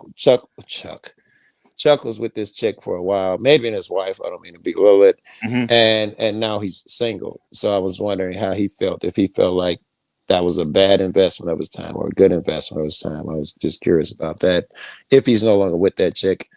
And I think I explained how it means for me my entire life. I like the skanky, bow-legged, pigeon-toed, you know, that nasty walk chick. I love that shit. And that is the wrong chick to do a relationship like she's with. built for something. Yes. You know? yes. Yeah. And that's always attractive. That's what she says. Yes. She run her mouth, get this pussy, nigga. I'm so addicted to them skanky hoes, man. I'm trying to get out of that shit, bro. I like that nasty shit, bro.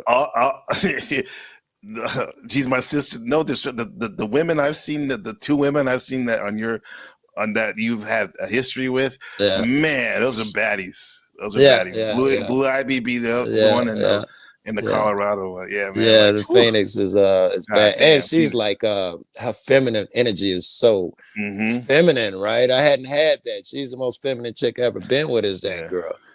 That's Yeah. like my wife is like that too. I want to marry Yeah. that. I'm used to the chick who you pass the gat off when you got caught. Here, bayhole this, you know, call so and so if I Yeah. don't come back out. I'm used to them street Yeah. motherfuckers, man. Yeah. So it's I weird think having I think she has that shit in her too, though. Even yeah, though yeah, even though it's funny if it was needed. yeah, Cause I asked her before, I was like, because we watched the Pablo Escobar show back in the day, Narcos, and we're like, babe, yeah. what'd you think if we did that? I mean, if I did that, she'd be like, hey man, just don't get caught. So she might be right or die, right? She had told me a story before where she had been got some reading about past life reading, and it's an interesting story. She said that she was the person told her that she was a gang leader's girlfriend, like when she was younger, like underage, and that and she was always trying to get out of that lifestyle. But the guy was he just tethered her. He was he just he wouldn't let her go. Yeah. She tried to go, and then one night she got killed on in a gang fight or something. Oh wow. That's what the lady was saying. Yeah. You are into the astrology system. You probably see this. Everything is kind of like you're drawn to certain things. It's I don't know. The book is bigger than it seems. I'm not expressing as well. Here, let me try again. You realize that you named your shit to Trap House games, right? And she ended up with the guy, and in a better holy shit way. But damn, she's doing that's it now. crazy. Yeah, no, because no, that's right. It's like metaphor. There's levels to it. Yes, it may happen again on the cycle. It's just like you said, this time is in a positive way because our trap house, Shadows Trap House, is positive gains and consciousness and love and finances. And I'm health. all about that too. Redefining the thing. You know what I'm saying? The trap house needs to be a positive place. Right.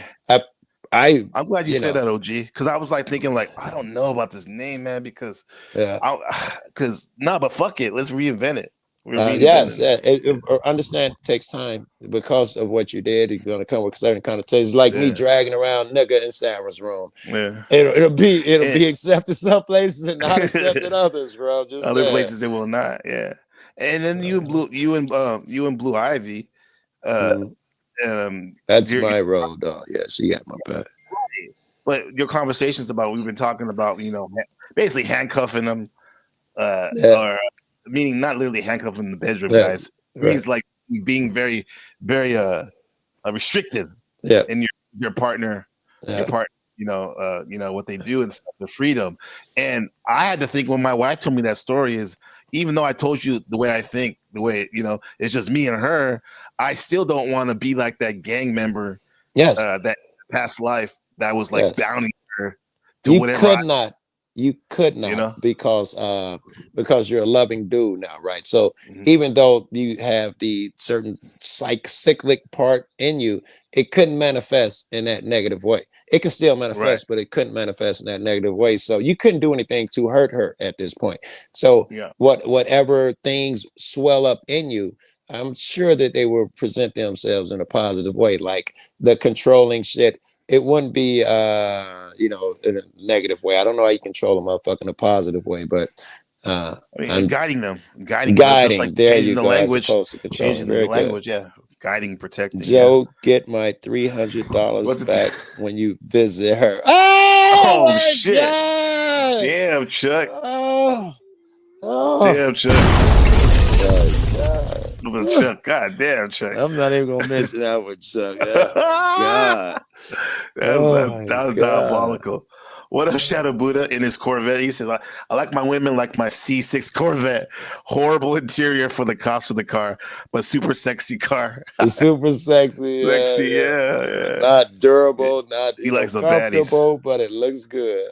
Looks good, right? Yeah, man. He did the LA lifestyle too, man. The aesthetics.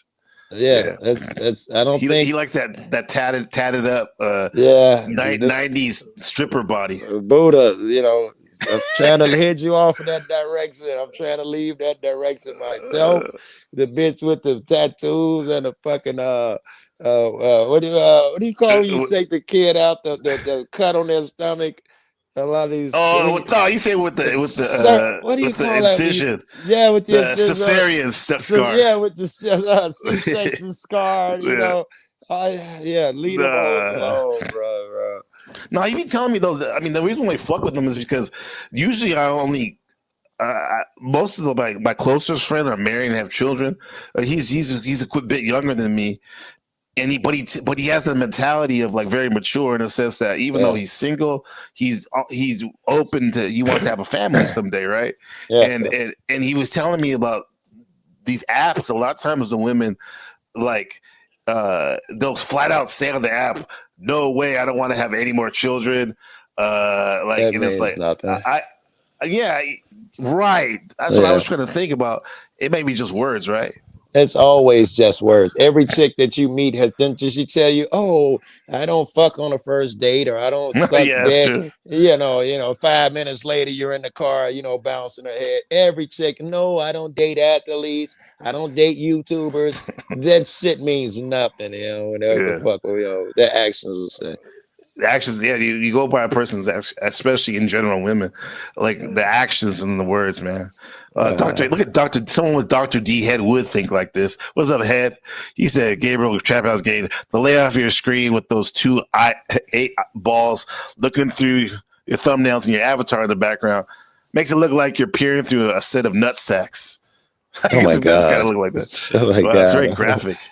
Maybe like Cynthia. Oh my. Oh.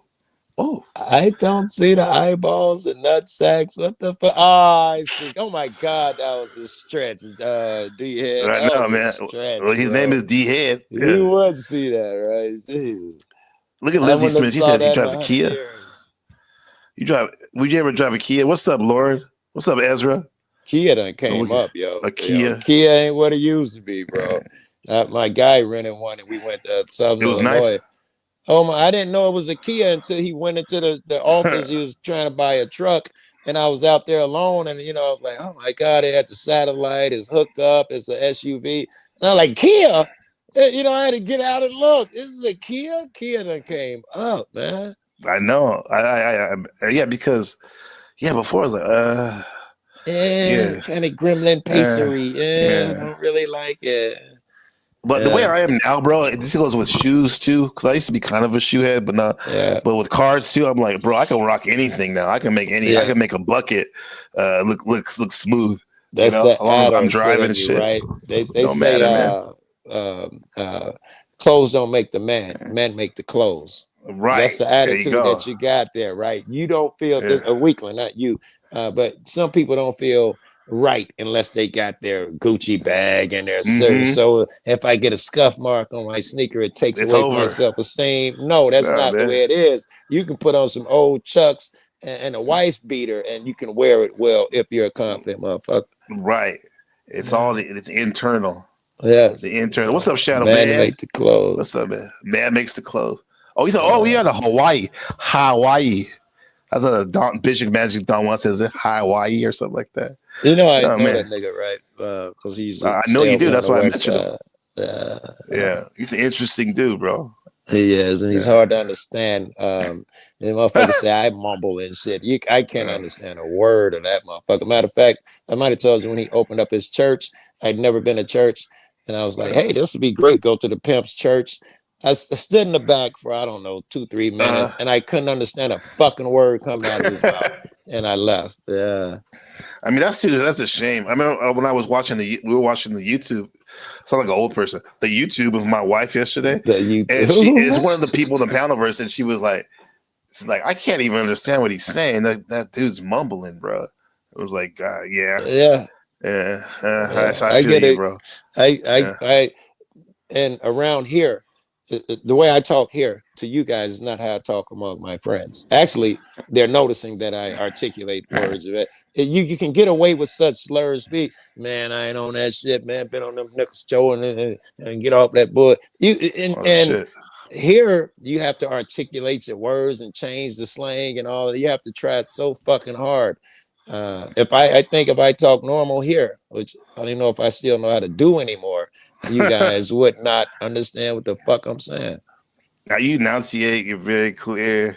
But I can see like when you're with the homies, little No, different. Huh? man, it's a different language, man. And I be thinking this nigga would never survive on a panel. I jump him. Oh, Bro, yeah, dude. I have my one of the. You hear me say like this is under the Tom Brady Act, or I say the under the. That's my Chicago slang I got from my old acquaintance Pomo, and that motherfucker he speaks a mile a minute, of highly conscious, very streetology, but he mumbles the fuck out of the words. Yes. Yeah, nobody articulates fucking words here. It's not even a thing. Matter of fact, I've always been, a pretty high IQ dude. And I learned early that shit doesn't pass on the streets. And I learned not to use big words. And just recently, I'm learning that I can talk the way I want to talk again. You guys, I don't get jumped out in the world like I get jumped in a neighborhood. You say something like, oh, the effervescence of so. Oh, Joe got to use them big words. That's how you grow up around. Yeah. Now, you tell. Do you think if you would have known though, you would have back then? You were like, damn right, I can too. You can too, motherfucker. I was really young. I'm talking about grammar school, early grammar school. I'd have never been that powerful enough to understand. Yeah, that's what I mean. And then it grows into when you get older. Now, yes, now I can be a leader. And absolutely, and be like, no, man, listen, if you're trying to express yourself, matter of fact, when I come back and talk to motherfuckers, I'm thinking about one guy in particular.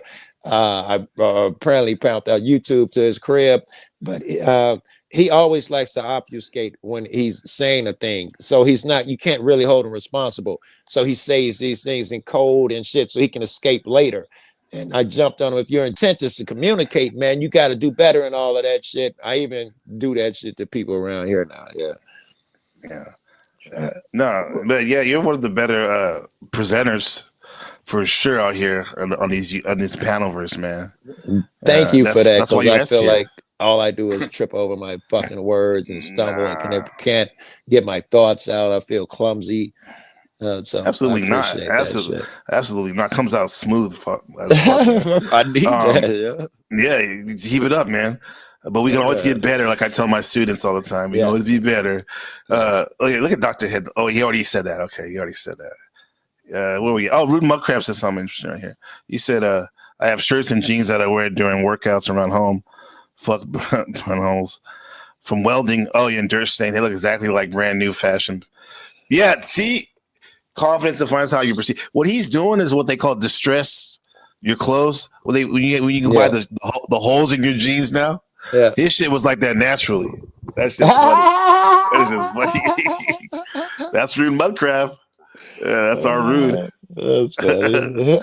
Yeah, like, his clothes be looking like he's Job and shit, going through the shit. Almost done with this. Human flesh and suffered a painful death on the cross. If we're going to answer the question, why do good people suffer, we need to first ask the question, why did God suffer on the cross? Through the cross, Jesus defeated death and made a way for all who put their trust in him to have eternal life where there's no more pain or suffering. You and I could I'm liking this guy's channel, bro. Like, even if you're not a quote unquote Christian, if you love psychology, spirituality, or just want to, it's pretty dope the way that story, man. The way he presented that story. Shout out to that guy. I got an issue with this shit. I'm not a Christian. I don't guess you are, but no, I mean, I was raised Christian and I have a Catholic to be specific. Okay, however, I love using my Buddhist tools. Yeah, Islamic, that's shit. Comparative religion. You're the right guy, then. I get when they be talking about Jesus as God. Why did God go on the cross? Yeah, I think that would confuse a motherfucker if they're not me, you, and haven't been. Some people if there's a good story on Fox News, some people I can't even send them the link because I know they just believe every Fox News, thing. Yeah. But some people I know are bright enough I can send it to them. I put this guy in that shit. He'll have you a Christian in a week if you're not on your square. Gotta be on it. Yeah, you gotta be on it. I mean, the only way, the Christianity I like is like some of these hardcore, which I do like Baptist way of dealing with things about how they're all Bible. I would combine that with the way that I talked about earlier, Neville Goddard, who was the Christian mystic, kind of like a New Agey guy, but in the 30s and 40s, and he literally would say that whenever the Bible's speaking about God or Jesus, he's speaking about the human imagination.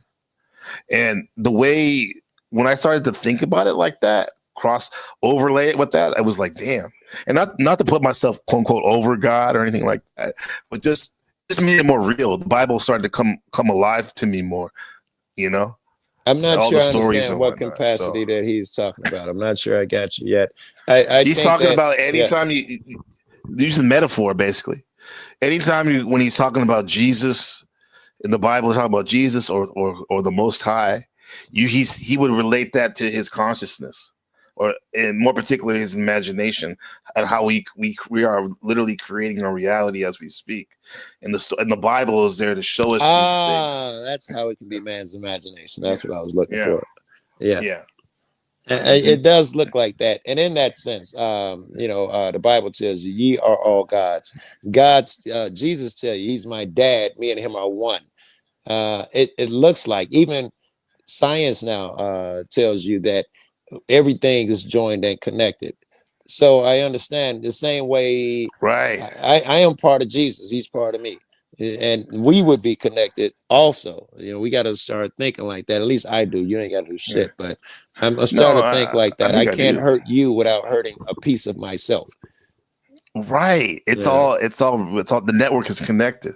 Yes. Right. And this is It's why I a named my son. We know about Benjamin Bodhi, which means Bodhisattva, his middle name. And the Bodhisattva is in the Buddhist lineage is the one who he achieved enlightenment, and he was about to achieve nirvana, which is like pure heaven and consciousness. Yeah. Except what he did was he looked down and was like, I can't really enjoy this or transform to this because not until every sentient being is free. Yeah. Yeah, and he went back to help them all. That's the difference between I've been speaking good about this dude all day. I'm finna shit on him a little bit. I think that is the difference between me and Paul, or that guy and Paul. Mm-hmm. I certainly feel that obligation. That I can't rise unless everyone rises. Leaving Right. and just achieving shit alone is not even an option. Surely my duty is to everyone else. I am a servant down here. I am, my job down here is not, at least I don't think it is. I could be wrong, not to become this enlightened one and leave. If I can't fucking drag some niggas with me, I don't know. Yeah. I mean, he said something crazy yesterday where he was like, but I've heard him say it before, and he lets it be known. Respect to the fact that he lets people know about it. He's like, I don't really care about other people, what they think, their perspectives. Right. That's what he said. I mean, more or less, he said that, right? And it's like, damn. Yeah. I get that. You're being honest, but but in a way that in itself is not horrible. I can understand, because if you, and this is wrong of me, but if I think you're slipping and you're done something wrong, I don't really care about what you say. Like with Jack or somebody, when Joe, your narratives and shit, I don't really care. I don't care about your feelings and emotion. We got a task to do. So if he's talking in that sense, we have a task to do. I don't care about your feelings and emotions. Yeah, I'm that dude. I'm gonna drag you kicking and screaming. And when you get there, you're gonna be like, "Oh, you was right." Whole time. Yeah, but I don't care about you. I cannot do that and just leave you. I cannot do that under God. Yeah. That's why I always come back. Even people don't like me, I always come back. You always hope to have the door open, just like Jesus has the door open for all of us. Yeah. This is, and thank you for that, Bill Donahue. All right. Okay, if he's like Neville Goddard, I'm sure he's dope. I'm gonna check it out, Dr. Head. And let me know, Dr. Head, did you check out Dr. Sabi, that the channel? Bill Remember you were Donahue. asking me about it. Not Phil Donahue, but Bill Donahue. I'm typing it in. No, Bill Donahue. What's his Lauren was talking about she said one of my favorite classes during the university was Bible as literature. That was taught by a Jewish rabbi. Interesting. The New and Old Testament. That's cool. Looking at it through the lens of literature. It kind of takes the weight off a little bit. Of how, the heaviness of that book. The Bible, looking at it through the lens of literature as a Yeah. literary work. That's Right. interesting. I don't Yeah. know. Yeah, I don't know. Yeah, it'll work like that. It'll work like that. I don't But know if if you're a that's spiritual helpful. person, Yeah. I think it could. It can step away. Isn't it good to step away a little bit, have some Yes. space Yes. in between something, Doesn't especially it with somebody. become so vague it could mean anything now? I Yeah. wonder if it doesn't take on a little of that aspect, which is probably what it is anyway. But when you look at it as stepping off from this as a piece of literature, I immediately see the benefit of doing such a thing. Right. Now, you idiots don't be believing it had to be 40 days and 40 nights or the numbers and, all of that Yeah. stuff because it's not meant to be so literal. But then you get idiots that think that it's all metaphorical and it means nothing, and you can I've heard. devolve into that too. Yeah, I've heard DW say it strictly is only a book about corresponds with the body and whatnot, and Yeah. I can see that under the Phil Valentine Act, the metaphysical stuff. But I think it is many things. Yes, it Yes, could be that. It could be literal. that's more logic. Even take It's it literal, probably astrological, a all bit of those things. all. Yeah, because it's bigger than our little pea ant-sized brains. Yeah. Yeah, like It- we like the shit we were just talking about. Most people think you're over there, I am over here. We are separate. Mhm. If the things that science seems to be proving, everything's interconnected, we'll never be able to grasp it if all we believe is you're over there and I'm over here. Same shit. If You you never only will be. take it literal, you'll miss so much of the This- stuff. It's so wild, Joe, that like I read an article yesterday that I've been sharing it. That like science is saying now that that when you get this gut feeling you have, Yeah. right? That's actually could be cognition. Yes. Cognition is seeing the future, and, Yes. and because we have this quantumly entangled world we're living in, allegedly, those gut feelings could be actually old memories from the So- future coming to you now. Listen, I That's believe wild, that. bro. I believe that it's not logical because time is not linear. There's no reason That's what they that said in the article we- too. Yeah, that we couldn't pick up on it before it happens. And Cynthia, I am trying to, because of her, trying to be more in tune with what I feel. And I did something. I don't know if I've ever done this shit, but I left a cop watch the other day. Some gang shit jumped off in the opposition neighborhood, and they Hispanics, and it got really crazy. And I had a bad feeling. Normally, I'd be like, "Fuck it," whatever happened, gonna happen. Mhm. And I left, and that was, me trying to be like, pay attention, Joe, to your so and so. You're thinking of Cynthia when she says, like, Joe, be careful. Yeah.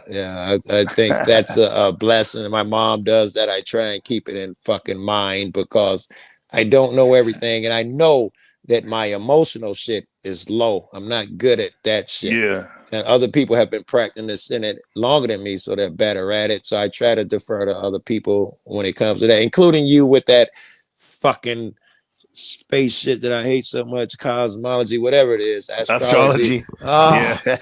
I hate to defer to you Yeah. niggas, but I do find I'm always There's some talking truth now. there, huh? Yeah, you niggas might be on That's something. it. Talk me out of it. Yeah. Because yeah. I mean, dude, that's why I'm able to talk about someone like Snaps that usually on surface level people would be like, oh fuck, even me, bro. But like I'd use what I know about him personally, we talk about also astrologically under the Leo Act, like why he might be doing what he's doing. And I'll say this too: be careful, Joe. We all need to be careful because I mean, it'd be bad enough if something bad happens to Snaps or anyone else and we lost them or whatever, God forbid. But like you too, my friend. Because something happens. Oh my God! So many people love you here already, bro. Good. Like, come on, man. You got to take care. And we need to make it to this. We're gonna have Markella reminded me. Be sure to turn your notifications on for the NPC 2025 awards. Right, it's gonna be fun. Even better than last year. January 3. Okay. Yeah, 87 days from now, 9 p.m. January 3rd Eastern time, 9 a.m. Very good. 9 Very p.m. good. Very good. It's gonna be fun. And Cynthia, bro, if you could come up sometime, I want to play that Nightish song. That AI song was dope. And Did she come show on it with to your you? never can never shit too, son. I want to know the story. And nothing popped in my head. No, I Oh yeah, didn't that's see the right. She was AI talking about song. that. Yeah. She was talking about that. Yeah. Thank you, Markella. NBC Award 2025. Shadow Buddha, NBC The Game, Gabriel Trap House Games. Joe Cool is a former winner. Best Panel Surfer 2024. Hey, when StreamYard first came along, the first panel horror contest I've seen since they Panel horror. invented that for me. Panel horror. They for you. Yes. Like how they say, we say Panel Surfer. Yes, They say that's Panel what horror. made me think of panel horror. Because these are trolls and shit. Yeah. But yes, and now they still give a panel horror award. Yeah. Because you were the first one. I was going to say, I mean, we already have before you said something, a category like panel horror. We call it the panel vixen. Panel vixen. That's for a woman, though. You know, get it? Like a video vixen. I get it. Yeah. And I was trying to think at the same time you were talking, who would that be? Right. Vixen, I imagine hot. Fucking Lens is hot. I don't give a fuck what niggas say. Lindsay is hot. She could be. Definitely nomination. Definitely. Under the Vixen Lauren Act, does, but she doesn't go to, she's a chatter. Lauren don't hop up enough. Snow. She's Vixen. great. She's got the edge too, right? Yeah. Even though, dude, I gotta be objective. Right. You're right. You're right. Hey man, be objective, right? You're right. But she could be that Vixen, yo. Yeah. So shout out to everybody. Let's go at let's cleanse the palate a little bit with some Afghani breakfast for a second. Always gonna throw your mind in some chaos. Here we go.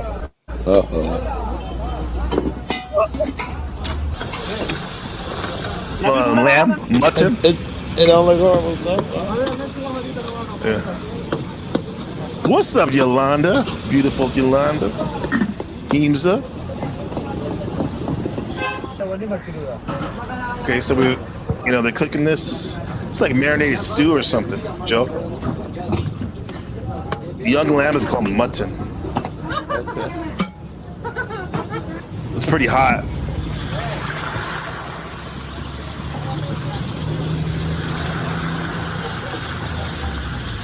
It's just the coloring, right? The oil. That's from the oil, right? Yeah, you gotta sear it and get some color on it. Mm-hmm. And Lauren, I think Vixen must have an edge. I wouldn't call it a bad thing, but I think she's gotta have a little edge or attitude. A little edge to it, yeah, for sure. Yeah. The two you mentioned for sure. Yes, both of them got edge, and I think you gotta be sexy.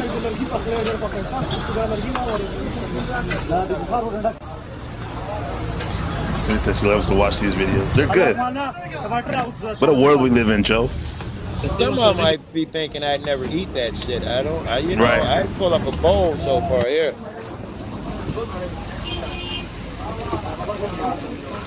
It seems like for breakfast, there's always like some type of. Oh that's yeah, oil, he's sear it. He putting it back on the fryer. He about to sear it, give it that color. Yeah. Oh, look at that nice tomatoes. Right.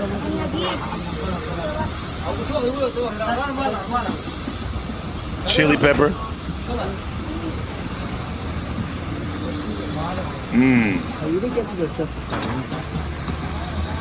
So searing. Joe, would you ever a cook or a chef? No, actually, no, I'm not good at it, but I go overboard to cook a ham sandwich. I like grill the onions first, and I go all out 8 seasonings on the eggs, but I'm not really a good cook. Poor little lambs. You see, what's it?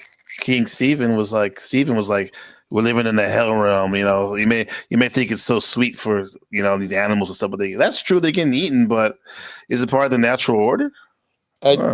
I told you that. I think I told you that they them people I went and visited, them spirits, they said this is hell. Yeah. I remember this one girl we used to work. What's up, James? I'm sorry, James. Good to have you, brother. How's it going? It's okay. Just doing family research today, and I'm going to be doing some more tomorrow. Good. Some family research. Okay. See you. Twice in 2 days. Yeah. That's good. James is the fucking the essence of the panelverse. Yeah, he's got Right. great energy. You He's used great. The to essence. you used to come around all the time. Yeah. I love that shit. The aura, baby. The aura farming. James is definitely aura farms. That's what it's called. Shout Yeah. out to Indonesia. They had those boat races this last month over there. I know that boy. That boy right there, yeah. Yeah, he got brought in front of the president or whatever it's called, and they gave him some Yeah. type of award. He's ambassador to the country Yeah, you now. got it, Joe. All Tell him, from Joe. this shit right here, bro. Yeah. It's great. Mm-hmm. So we're looking at the book of Job earlier. I don't know if you caught that, James. Yeah, Some I of that? did. Yeah, what'd you think about that? The book of Job. What do you get from that?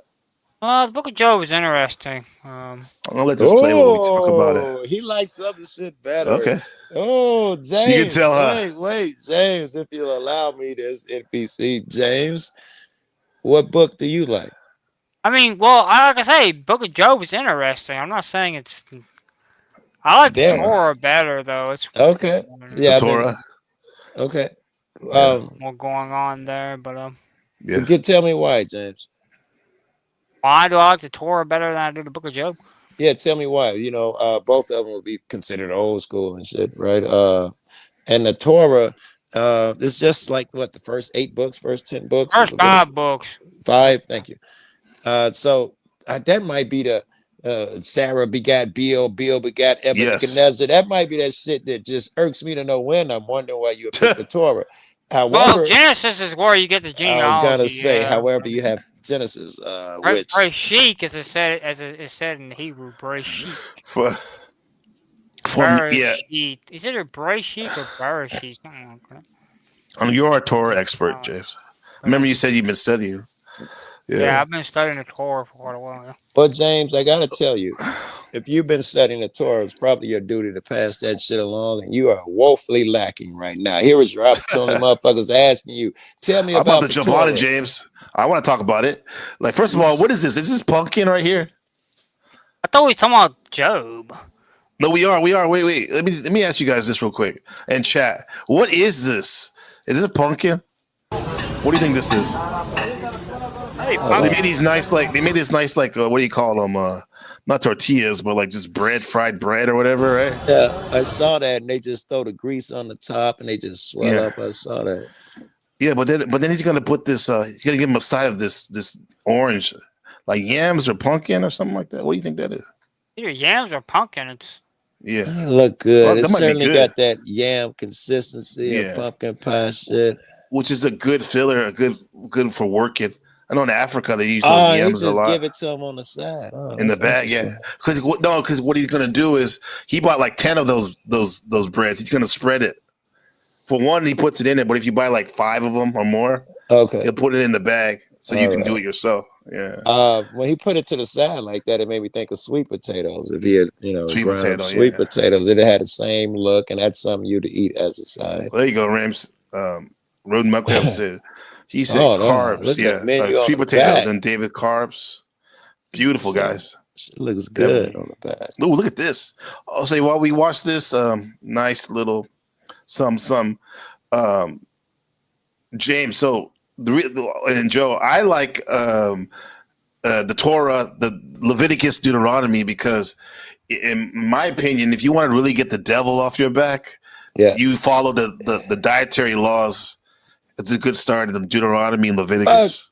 Fuck, I be hoping that ain't necessary because I just eat what I want to eat. Yeah, man. There's a reason for that. It's not just superstition. I came from help to protect you from unclean animals and stuff that were like, for example, like catfish, what else, shrimp and all that stuff. Even though it tastes good, it tastes great. Those things are like scavengers and body fit. Pork, right? Yeah. Catfish, that was a good one. Disease. Scavengers. Disease control. Yeah, disease control. There you go. Man, what is that? Is that like mutton again? I don't know. It looks like hot finally salsa. like minced goat or something. I don't know. But I don't understand their interpretation on not mixing meat and dairy though. Oh, you mean in Leviticus, Deuteronomy? Well, I think it's either in Leviticus or it's in Deuteronomy because they both talk about the dietary laws. But the thing is, I think the whole meat and dairy not mixing it. I don't know Right. how they got that from that verse about not mixing it with mother's milk because it Well, seems like some you said mother's interpretation. milk? Yeah, not to mix meat with, not to mix a goat with his mother's milk. Some interpretations of that is that there was a practice that they would do back then where they would it's like a pagan practice Mm-hmm. they'd have where they put mother's milk and the goat meat together, like Right. the Lentils There's for sure, maybe. there's Mother's milk, huh? mother. this is interesting. I just googled the shit, James, because I don't know enough about it. Yeah, I was going to ask you about it, Joe. What is your interpretation Don't on mix meat and dairy. I never heard it until he just said it.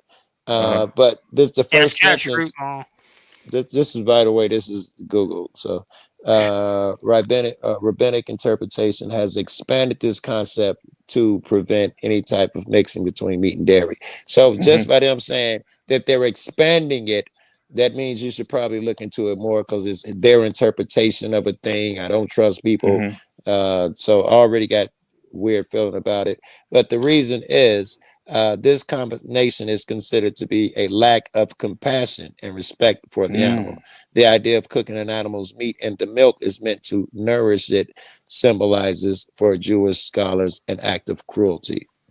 So that's why they don't want to mix it's it. bad enough. You're saying it's bad enough that they have to sacrifice their life, give up their life, and then you kind of like desecrating it by making it just for your pleasure, right? Yeah, that's for your pleasure. Okay, nice. That's I'm still with James. I still don't see, Well, why there's so much I know tradition involved in that shit, though. we did this. We were breaking down superstition, what you call it, belief, and we came to the conclusion, or at that moment, maybe we'll change now. Was like first there was like James was saying about preventing disease, right? Like that could be the reason at first, but then what happened was it became a religious belief after that, just because this is what we were always told because we're supposed to do that in our culture.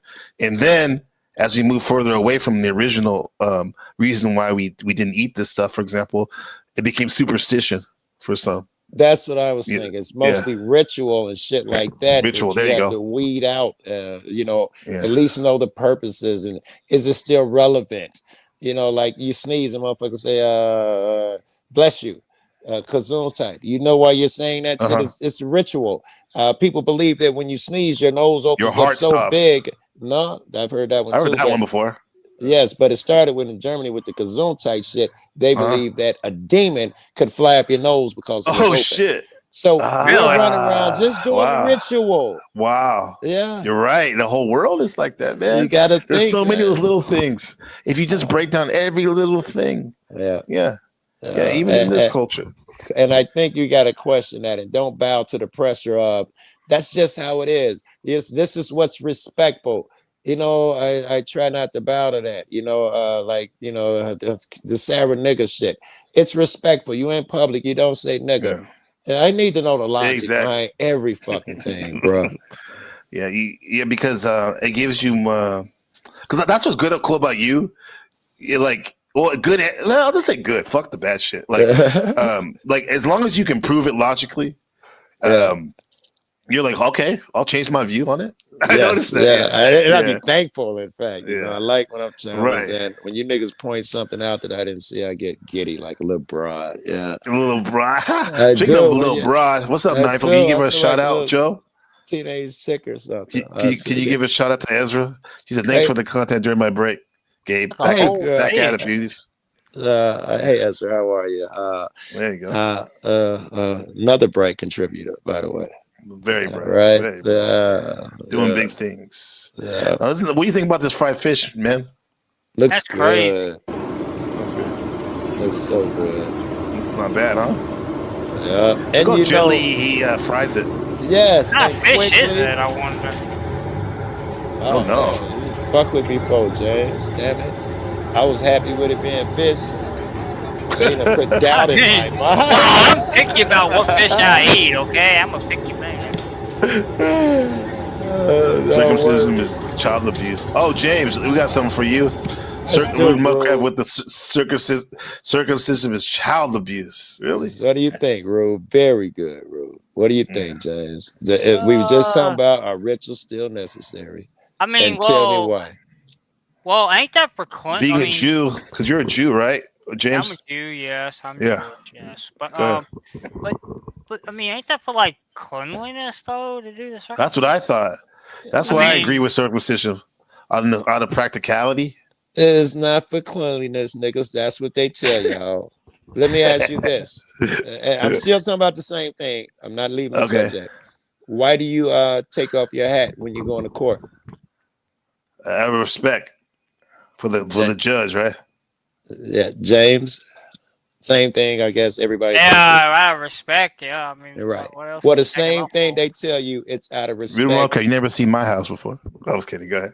It is not respect. It is your way of kissing the ring. Bow. Recognize this place is holy. This guy is higher than you. That's why you take your hat off. So fuck what a nigga told you.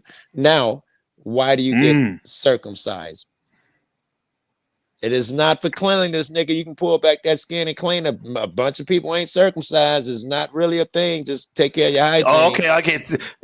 We're taking our hat off our foreskin to God, Yeah, but That's what our you're creator, our creator. doing. The penis is the creator, right? but The creator, not the creator. but back then though it was for cleanliness though, right? More. Yeah, it's so- feasible. Why do it now? And rule was that's great. What is it now then?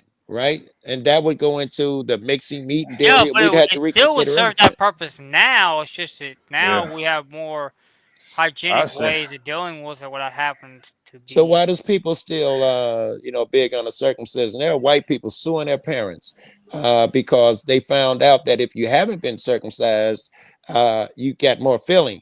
Once you take the skin off, it's banging around in your pants all day. It's becoming numb. Yeah. If you ain't been circumcised, you feel everything. It's the greatest shit in the world. And white motherfuckers are sophisticated. Some of these badass kids suing their That's parents true. for circumcising when they were young. Yeah, Why yeah, do yeah. it now? Rude said There's a whole it's- movement, OG. There's a whole movement now Yeah. on it, like for bid against circumcision. and stuff. I mean, personally, I like the aesthetic Personally, for I've myself been. for being circumcised, but I was when I was whatever. a baby, so I mean. Me too. I had no choice in it. Most people Yeah. are like that shit, but then they'll say it's about God or something. Nigga, it wasn't even your choice. Right? Oh No, wait, nigga, yeah, it that's a ain't good like- question. Yeah, or don't tell me about how you worship God and all that shit. That used to be that used to be the argument when motherfuckers, that I used to hear. Because no, it don't, it's like you talking about bragging you're a Christian. Your mom Two did times, that. huh? It took you when you were a kid. It ain't, most people didn't, get to they were an adult and say, you know what? I think I'll get circumcised as to show my respect for God. And I've looked at all the religions. Christianity is the best. That's how people talk like it was their fucking choice. And that's not a real thing. Rarely is it a real thing. You're Right. born in fucking Middle East, you'd have been a Muslim. And I had to sit on here with panel and you explain to me how Muslims are better than Christians. Nigga, if you're born over here, you're talking, the whole opposite thing. Muslims go to hell. Stop it. One thing about America is such an interesting. It is the biggest social experiment, where at least now everything's coming together. Everything's coming together. When cultures On collide, I wrote paper. an article in a magazine a long time. I just remembered the title. I got to try and find it. What's up, Ivy? When cultures collide. That's When America. cultures collide, I like that. Yeah, that that's is America. Yes. I'll take it. You can call it when cultures collide. Aleister Crowley resonates with that. He would call it the unification of opposites. He says that the time we're living in now is the unification of opposites, where all opposites seem to be coming together. I don't know if in the form of culture can Blue be Ivy, defined as Japan and opposite, Europe. Japan and Europe. Right. Shout out to Blue, right? Yeah, I guess that's a kind of dramatic, Joe, but it does seem like a lot of I don't know. contradictory things are happening.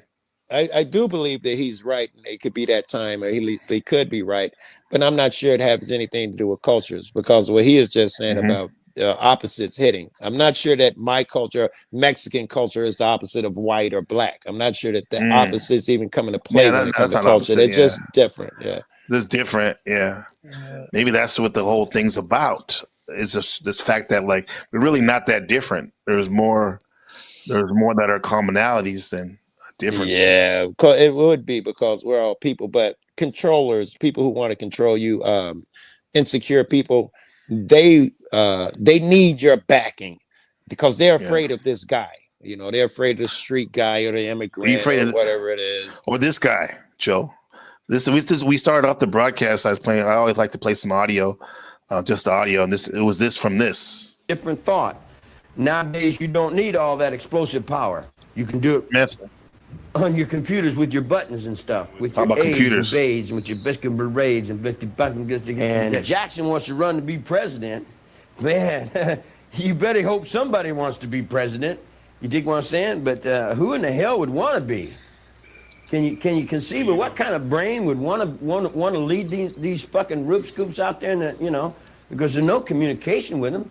You dig? If you took a horsewhip and beat them, they still wouldn't understand what the hell you're talking about because there's no intelligence there, man. Oh man, yeah. You know. Isn't it interesting that like if I would have just had this up from the beginning and not say who it was, people would have been like, "Yeah, man, that guy's making sense," right? I don't know. I didn't think that till the end. Okay, what I'm saying though, but my point is the fact that like they want someone to what we know about him, what we think we know about him. They say, "Oh, that's Charles Manson." Oh man, he's out of his mind, which he probably is. But that's interesting. And pray for Hitler to come. And people, yes, they may prejudge and not be able to hear when he does make sense because you know he's got his issues and shit. But I'm with you, and he did start to drop that jewel in the beginning. You can't make a motherfucker understand a thing. You can't. Yeah, you cannot. What's up, Zephyr? Good to see you. Come back. They wished he had been here. They don't have the intelligence to change. Once you get them, they go, the rest of their life, they'll do that for a paycheck, You tell them, don't do that anymore. They go, right. There's no communication. You tell them, I tell them, stop doing that. And they'll, I said, stop it. And they'll go, and you cut someone's fucking throat and throw blood in their face, and they'll go, You see what I'm saying? In other words, there's just no intelligence, man. You don't have any hope for Here, pause. Let me rephrase that shit, at least the way I rephrase it in my head. People with lower IQs are more easily swayed and harder to be brought up out of it. Right. I think that's all he's saying. He may not be attractive. He's wearing a swastika on his head. You know, he's trying to be edgelord. Yes, edgelord bullshit is all reeks of insecurity. However, look past that and see the message. We all say the same shit. We call it the 85%ers. You know, well, some people are just drones. They just follow orders. And not only do they, you can't talk them out of it. They're gonna tell you, get a job, be like us. What's your fucking IRA look like, or whatever the fuck, you know? Right, all locked into that shit. Drone mode. He's right. Yeah. I see that he just says he was MK Ultra. Yeah, that's what the word on the street was for sure. I think he was a Scientologist. They said he was programmed in MK Ultra. And as a kid, his story goes, he grew up in a brothel. His mother was a prostitute. And then he was a flower. Now I wouldn't say he was a flower child, but he was in the hippie movement during the hippie decade. Yeah, he even wrote songs for the Beach Boys. They weren't bad too. I heard some of this shit. They weren't bad. They were actually pretty good. Like one of the songs called he called it "Cease to Exist." Very metaphysical shit. And then they renamed it to "Never Learn to Love Again" or something like more like catchy or whatever. But that's also, I think, how he ended up killing Sharon Tate. Right before that, he was supposed to get a deal for his record deal with some guy who lived in the neighborhood and all of that. Oh, he knew the house. That's right. He used to live there. And the guy shit on him, and he wanted his revenge. And to Hems's point, yes, if what he's saying is true, and I got no reason to believe Harm would be lying, or even mistaken, because he's into shit like that. It makes me think of the Unabomber. If, like you just said, or like Gabe concluded, it must have been when he was younger. So was the Unabomber, right? He was just in college. He was just out of his teens, or still in his teens. Kaczynski, yeah, he was. Yeah. We did a series about that called psychedelic elitism, the machine lies, and my friend Rupert in the Netherlands, and we talked about how Kaczynski was chosen, and he went to Harvard, and he was a brilliant mind, and he made all these innovations in technology, but then he was like, "Fuck this shit." Technology is actually making us less human. His teacher intentionally, they got records of it, and you can go look at all the papers. He MK ultraed him intentionally. He took the brightest student, right? Mm-hmm. And he would build him up and tell him how great he is. And just when he started feeling great, he would crush him as hard as he could. He just kept repeating the pattern. Right. He was intentionally fucking with him, and he says it, he tells you, he's not saying there's no accident about it. And it looks like it manifests later. It stayed with him. Yeah. And and it fucked with him just like Manson at some point. And perhaps who killed Kennedy? Oswald. Oswald, same shit, right? Looks like he was MK Ultra in Cuba, and he went to Russia even at one point. Yeah. You know what? Also, too, with when that MK Ultra was going on with Kaczynski and them, in the same department, the psychology department, they didn't call it that. They called it public relations back then. Dr. Timothy Leary and the Pied Piper of LSD and Richard Alpert, who became Ram Dass, who wrote the book Be Here Now, they were doing experiments on graduate students on mushrooms, psilocybin mushrooms. Yeah. So there was a lot of interesting stuff going on in Harvard over there. Yes. Some other shit. A little before that shit, they used to get away with some experiments on babies, which you could never do now. Like they would keep them secluded to see what a human is like, a baby, an infant, when they don't get the human touch or something. Yeah, now that shit's so unethical and immoral, you could never pull it off. But it's sad, but that's just as we speak. Unfortunately, probably in some houses or apartments where we live by around the world, there's some stupid parents doing that to their kid. Yeah, not even. Of course, I just not even taking care of it. I saw a guy in court for that right there. Was some simple antibiotics or something would have saved his kid's life, but he's like James. He's like, man, it's against my religion. Plenty of people blood transfusion will save their life. It's against my religion. Well, James, you wait. Blood transfusion is against Judaism? I think Joe just threw it on you. He blanketed you. Yeah, I was blaming you for something. I was Martin Bailey and trolling I don't know. I don't think blood transfusions is against Judaism. Maybe not Judaism, but some people. You're thinking of Christian Science, for example. No, I was thinking something called Christian Science, where they do not do. Well, that's Seventh-day Adventists as well. Seventh-day Adventists don't do blood. Jehovah's Witness. That's what I was thinking. Jehovah's Witnesses. And Jehovah's Witnesses don't either. Yeah. Right. They believe you can't mix blood. They're taking the Bible literally. Yeah. Not only that, but like there's New Agers, which to me is in general, it's like recycled Christianity and other things. I think a lot of those people don't even take medical attention. They think just because in general, the medical field is kind of like a culture of death. However, if you get shot or if you break your leg, you better take your ass to the hospital, whether you believe it or not. You know what I mean? Yeah. Everything has its place. You know what I'm saying? Yeah. I think even Jesus would have told you that shit. Stop being so literal. He called some people talking about, well, these people are damned to hell because they're not descendants of Abraham. Like, hey, them days over. I decide who goes. Nigga, I can make this rock a descendant of Abraham.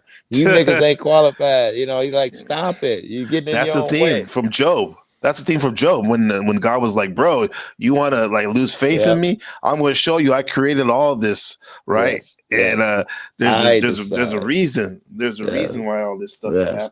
That's why that gets on my nerve too, because I'm a believer of that. That's outside of my purview. So when people, respect judges, or even people who think they know what's best and try and make you curb to that behavior, the arrogance involved in that is crazy to me. It's fucking insane. You know, that's just how it is. It's just respectful. You don't know the arrogance that it takes for that shit to come out of your mouth. A lot of arrogance. Yes, it does. You know, like you're so sure of a thing. Your way is the right way. You know, I don't know. Fucking Jesus say the path is narrow. If most people had it and you want me to behave like most people, I go where most people go. You can't behave like most people. That can't be the fucking answer. Most people convenient lie. It's fine. Yeah, I heard folks say that in the panel versus recently, like, but this person did it. Yeah, but does that mean that's actually a sign for you not to do it? Sometimes things happen to our quote unquote friends and acquaintances, so it doesn't happen to us. Yes. A hint to the wise is sufficient. Yes, if you're smart. You say a hint to the wise. I say if you're smart. If Gabe go through the shit, I don't have to. If he tell me, Joe, the fire was hot, I'm like, bullshit. No, nigga, I went through it. It burned my eyebrows off. Right. I don't have to stick my head in the fire now. I can learn. That's why if we listen to our stories that we like to share here, we can learn a lot. I mean, today we started with the book of Snafu. And I mean, look at him, all the stuff he's going through. The book of Job, then we went to the book of Job. Because everything that he lost, the betrayal, the confusion, it actually taught him to look through that. You got to look through all that shit, right? Kind of. It was written. That's what I'd say when people hate shit on the Bible. That was written for us. Stop with taking a literal shit. That shit was written for us. That's the same shit that we have to go through now. Shit, I lost my fucking. No, go ahead. You know, you go ahead. You keep talking. It'll come back to it. I'm saying, it wasn't until Job surrendered is when and he didn't surrender to give up and defeat, but he was surrendering to the process of there's a reason I'm going through. I'm being initiated to get to the next step, right? Thank you. And that's what I was saying. That applies to us as much as pertinent as it was to Job and his crew out there. I think it was 3 of them. It would apply to you. You have to go through a certain amount of shit to learn a lesson. You have to wade through the shit and all of that shit to get to the other side. That same shit applies to you. And when you realize that you had to wade through that shit in order to learn a thing, it suddenly is worth the lesson. And it sucks, but the people you hate the most, who held you to the fire the most, will be the most beneficial when you leave this fucking place. It won't be the yes man. You right, Joe. You know, fuck that nigga. You know, he's stupid. It won't be the yes man. They serve you no purpose. It'll be the motherfuckers that held you to the fucking fire, or it'll be that fucking narrative, that fucking crazy ex-girlfriend that fucking chased you for fucking 2 years. It'll be that crazy bitch that you learned your hard lessons and the shit that sticks with you. In fact, the motherfucker told me this the other day, Gabe. He said he had I don't know if it was a near death or a mushroom trip or whatever. I think it was a near death dude. And he asked him why he was over there and could communicate with him. Well, why would you put me through all this? He say, so that you'd remember. I thought that was great, man. That's great. Yeah, I love it. I love it. Get you closer to God, yo. Yeah. Yeah, I mean, this is that's perfect. It goes with Lex, what he said. It's the value of the shadow of death, the testing grounds. The testing grounds. The value of the shadow, shadow of death, This is hell, and I believe it. God bless America. She needs it. I did that shit at a show, and this is a true story. It was a group of us, 3 of us, and we had a show to do. It was at the place club called the Firehouse and all that. They had theater seatings where the seats flip up like in the theaters with the big cushion. That was a big thing. That's a big deal, man. Yes. You made it. And my guys, both of them got popped right before the show. I had to do it alone. So I changed it to I got Christ in my life. Okay, shorts. They got hemmed up, huh? Yes, they got hemmed up. I jumped off the stage and I said that line, God bless America, we need it, whatever the first line was before that. And motherfuckers literally fell out of their chairs. They felt that shit and heard that shit, bro. Yes, this is hell and I believe it. God bless America, she needs it. And them niggas fell out their chairs when I said that shit, bro. And the purge, it's like a purge, burning out the impurities, right? Yes, they say you can't get into heaven until the chaff has been burned away, and that's what this life does. It burns away the chaff so that you can enter the garden of That's those arrows, those flaming spears, experience spirit. swords Yeah. that point, and they move so Yeah. fast you can't get by them. Yes, that's to Yeah. burn Michael the has a fucking sword. chaff. I'm telling you, man. Like that's why Andrew Wilson's he has a beautiful good name for his channel, The Crucible. This world could be seen as the crucible. Look at me. I met my wife in the real crucible with the yoga studio, the hot room. I tell you guys about, right? 100 degrees, 80% humidity, 90 minutes, bro. That's the crucible. Crucible.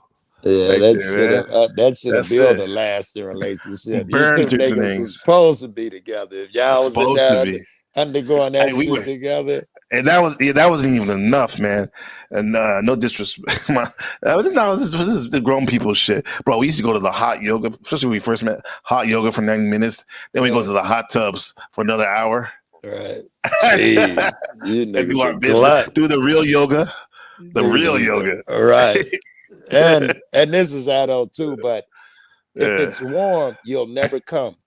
You know, That's this true. That's why we were going on and on and on. this I was is wondering about. why your Yeah. nutsack, if you're a man, hangs outside of your Me too. body. If it's Right. inside, it's too warm. So if you're in warm water, you can get it on endlessly, bro. Endlessly. Yeah. The day wave though was up. Yeah. Oh, sweet. I got you. What we got? What we got? We done with Manson? Let me see.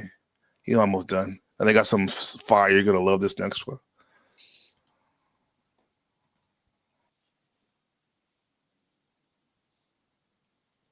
We got no sound, no picture. Ladies, Not in their face and they'll go, huh? You see what I'm saying? In other words, it's just What's up, no Morris? intelligence, man. You don't have any hope for mankind. Not on that level. Not on that level, I don't. No. That's not mankind. That's not intelligence. You know, it's not even beast. It don't have the intelligence of a zoo. You know. I see where he's going. 100%. Yeah. Mankind, if you use that word, it must denote some intelligence and a better being, a higher being. So he's like, that's irrelevant. They don't even have you don't even associate with them beasts. They're just puppets. They have nothing to do They're with just mankind. puppets. Yes, they are. I see his argument. Yeah. And this is what too. Like I wanted to show you this before. I have this other video called the 7 layers of reality. All right, I gotta ignore you. Wait. I'm gonna mute. I gotta write something down. I'm gonna take these things out of my ear before I forget. I don't let times like this pass. Oh, but yeah, write that down. Take notes, everybody. Appreciate everybody's here. What's up? Are you back, James? Yeah, I'm back. Yeah. All right, cool. We're gonna watch this this video because why would sometimes like the trials that happen on default or naturally are not enough for some people to learn the lesson. So they feel like they have to put themselves through these other, more self-inflicted trials. And one way to do that is it's like these hard drugs, some of these hard drugs, man. And I'd love to hear Joe Cool's take on this. There's this new hardcore drug called Meow in Russia. It's like this type of amphetamine. And it's really hitting them hard right now. Well, it's been there. It's been for a minute, but we're just seeing more. I've seen more stories about it because I wonder, because we talk about psyops and stuff. I think that's one of the biggest psyops. People checking out of reality for whatever reason, let's see. Trying to escape. What are they trying to escape though?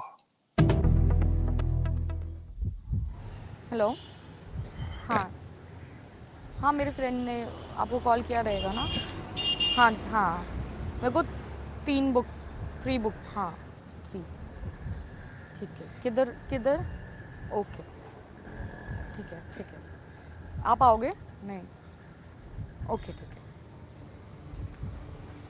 Thank you Oh, books are not books. कितना next time से आपको call कर सकती हूँ क्या मैं Wait, this is not the right one. Hold on. आपका Let me number get this नहीं one. है। Let me show you this. Rush this shit. Let me see. This one right here. This is it. It's in Russia. Well, that we didn't This understand the other one this new either. hardcore drug that's out there now. I was talking about escaping reality because one of my favorite spiritual teachers is this recovering drug addict and alcoholic named Paul Heidemann, and he talks about consciousness. And make a long story short, he talks about the big book and the steps and stuff. But when he talks about higher power, he's not necessarily talking about from a Christian point of view. He talks about it through a non-dual what you call non-dual point of view, which is like kind of like Hindu Buddhism type shit. And he's saying that a lot of times in terms of drug abuse and alcoholism, you're trying to escape something, right? And he said that alcoholism or drug abuse addiction is just a symptom, but not the main thing of a larger problem that all of us are dealing with right now of trying to escape this false sense of self that we're bonded to. I'm glad you said that, You know what I mean? because escape reality usually has a negative connotation.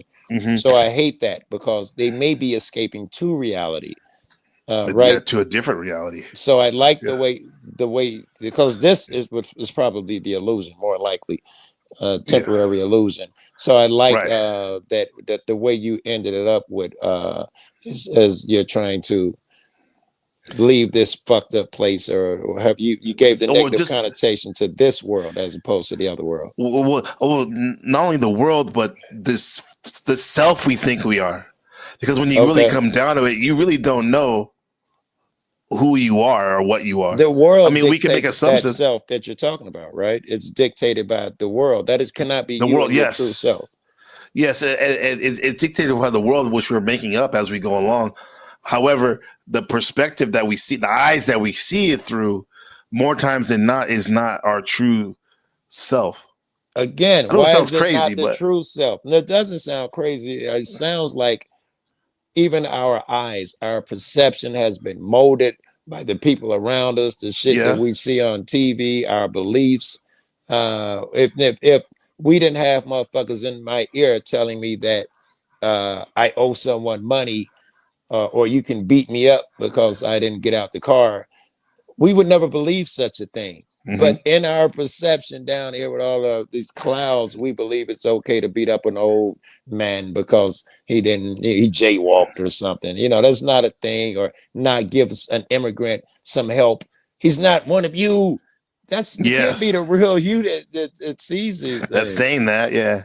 My thing is because, for a simple example, like so a lot of us have been caught in depression, for example, what we call depression. But then when you really start asking yourself, like, okay, I'm depressed. What's making me depressed, right? Right. And then you start thinking about everything and you become more depressed. But it's not till you think who's actually depressed. And then you start to really think about it. Okay, me, Gabriel, this black skin dude that's living here, all this stuff. But then it's like, okay, but what really is that? And you keep breaking it down till it's almost like there's nothing left almost except like, I still don't know. Like, what is it? What's really going on with this thing we call awareness or the I or the self? Right. So my thing is like, can self be depressed? Yeah, exactly. Because according to the spiritual teachers and those groups I mentioned, you're already perfect. You're already perfect, right? And it's this feeling of that we're not perfect, that we have to change ourselves and do this and that is what's getting in the way of truly looking through what we truly are. You know what I'm saying? Like, I do. Most of my depression comes from this, or I have a little bit of connecting with you. I know little about depression. I ain't gonna bullshit you. I'm lucky as fuck in the world. My depression comes when someone else is suffering or unhappy. In particular, right now, I hadn't known depression. I really don't know shit about it. But lately, with my family being ill, if they have a bad day, I have a bad day, and that's what I think the depression is. I might be wrong, but I can't think. I can't fucking make videos. I can't do anything. I think that's depression. Right. But you're talking about a form of depression where I think you're just down on yourself. I was there when Yeah. I stopped selling drugs, and I was angry all the time, and I'm trying to relate it to that. You know, how do Hmm. you niggas make a living? This place is crazy hard. You know, all I knew was selling dope. How niggas survive out here? You Yeah. know, I was so fucking, Yeah. down. Yeah. You were, yeah, and you were but I was, my thing is like I used an example of depression, but it could be anything. It can be high anxiety. It could Yeah. be Okay. extremely Very good. feeling not Thank you for loved, that. Yeah, it not opens up feeling for me. loved. Yes. You know what I Yeah. mean? Yes. I Uh, can throw a lot more people into that category. Yeah. right. So what Yeah. I'm saying is, it's the bondage of the. They'll say the bondage of the self, the Yes. bondage of like of this. There's this I, but we actually kind of need it. That's all we know. And the funny thing is like you can never you can never truly, no matter how high powered you think you are, and spiritually or whatever, you can never get rid of the bondage of self. But however, there's a way to think outside of it, which I truly believe, starting to believe, is that that's actually who we really are at the core. It doesn't, and knowing that, realizing that doesn't make your life necessarily any better, but it definitely has helped me move a little smoother in it and little less baggage, have a little less baggage, I, especially when I get weighed down on shit, bro. When I get in a loop. yes. I think Yeah. that's part of when he said, so that you would remember whatever. Not only is it you'd remember God, but in that sense, you're remembering you. Uh, Right. you have to come to some type of acceptance that you are all of these things. You can't be anxious because you're anxious or depressed or whatever. It can't throw you off because it's part of you. That's just how it is. Hmm. Are you mad at your hair? It's a part Yeah. of you. It is, yeah, when you start looking at this part of you and like not being totally identifying with it all the time, Yes, there a you lot of go. times Yeah, you but like what if it's you a maybe get less and less of it. Yes. but what if it's something bad though, like a bad part of Still you? a part of you, though, right? That wouldn't change Yeah. anything. Well, that's the thing, bro. Like, it's that could tell you that it's not natural. It's not supposed to be there in a sense that like You need to work on it. you need to work on it, and you can keep chipping it down until there's people that they're starting to go through this life like nothing can phase them. Like I seen these groups where they never talk about like politics or some of the stuff Yes, that people trip out on. Don't yes, get me wrong; they're aware of it for right, sure. right, All right, they move accordingly, but they're not letting that get right, control them, bro. right. And I think a lot of That's us the way to go, baby. right. I think a lot of us we're not happy with ourselves and our situation, or we want more, or maybe we are happy, but we want Maybe even that's more. it. Yeah. Yeah. Yeah, well, what if it's something that's ingrained in your DNA that's like a personality trait that's not good? Give me an example, James, please. How about let's say you struggle with like anger because it's something you inherited. Like Okay. Okay. All right. I want to go So with that one instead of the one that no, no, no. I I know inherited. I figured the one that you was gonna go with, and I'm glad you chose this one. So let's go with anger. It's part of you and inherited. And let's assume the same way your dad was a weightlifter and his dad before him, you genetically would pass down those genes where you will adapt better to weightlifting. So let's assume that anger is the thing. Your dad's dad, all those angry fucks Uh-huh. passed something in your DNA. Let's assume that, James, and let's throw it into what me and Gabe are talking about. It's a part of you, still uh, meant to be overcome, and probably even more important, meant to overcome and shit like that. It's even more important. And the DNA shit was not a negative; it's a blessing. It's Right. a lesson for you to learn now, and that thank Dad, because I have to learn to define myself and all of that shit. Maybe it's a good thing, James, that you were born with the anger gene. Yeah. It's what. That wasn't the particular gene I that I was know I'm born trying to with. avoid that, but I'm speaking Well, He metaphorically. said, you know "I which one I'm Let's. know." talking about, I assume I do, yeah. But let's assume you were born with that gene. It is not a negative. It is a positive. Like, for instance, until I had a narcissistic, let me relax, Joe. I was about to call her out of that. Until I had a narcissistic girlfriend, I didn't know how to move around narcissistic people. Until I had a selfish friend, I didn't know how to move around selfish people. Until I became a drug addict, I didn't know I was judging people wrong. I didn't know how to move around and avoid that pitfall. So you need these negatives, and I'm doing that in quotations because they're not negatives apparently. These are the things that build your character and burn the chaff. Without it, you don't know who you are without a test. Yeah, that's why we incarnated that, and like stuff like that. If you can start using it as a weapon or as a test, looking at it as a test, it's easier. It's easier said than done when you're in the middle of it. But like the faster we realize it's all tests, man, and also too importantly, you become even though numb to it and do what you said. You become one of the Middle East things where shit don't affect thinkers, where things don't affect you. They don't affect you, or you can use it to your advantage. Yeah. Like use that anger as fuel or something for some positive. Because any of the feelings, I mean, sad enough, like even happy feelings, they're fleeting, right? Yeah, they're fleeting. So even though genetically some of us are more predisposed to things, it doesn't mean you have to always let it control you all the time. It's the exact opposite is your challenge to change that. And you change it through just like anything else, you practice and you change that shit. Then you become arrogant. Like, nigga, you can put me in a room full of smack nowadays, and you know there's no temptation there. I'm good. Man. That's Stop awesome. it. When That's awesome.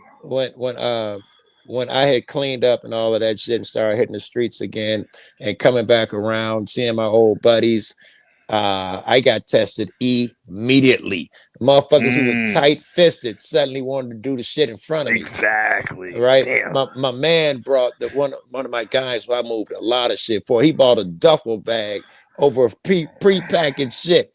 You talking about thousands and thousands. You like Pookie, man. Yeah, I trust you. You got that shit, Joe.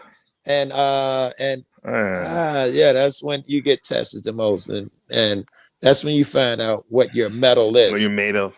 I picture us over there before we came here. Everybody's bragging.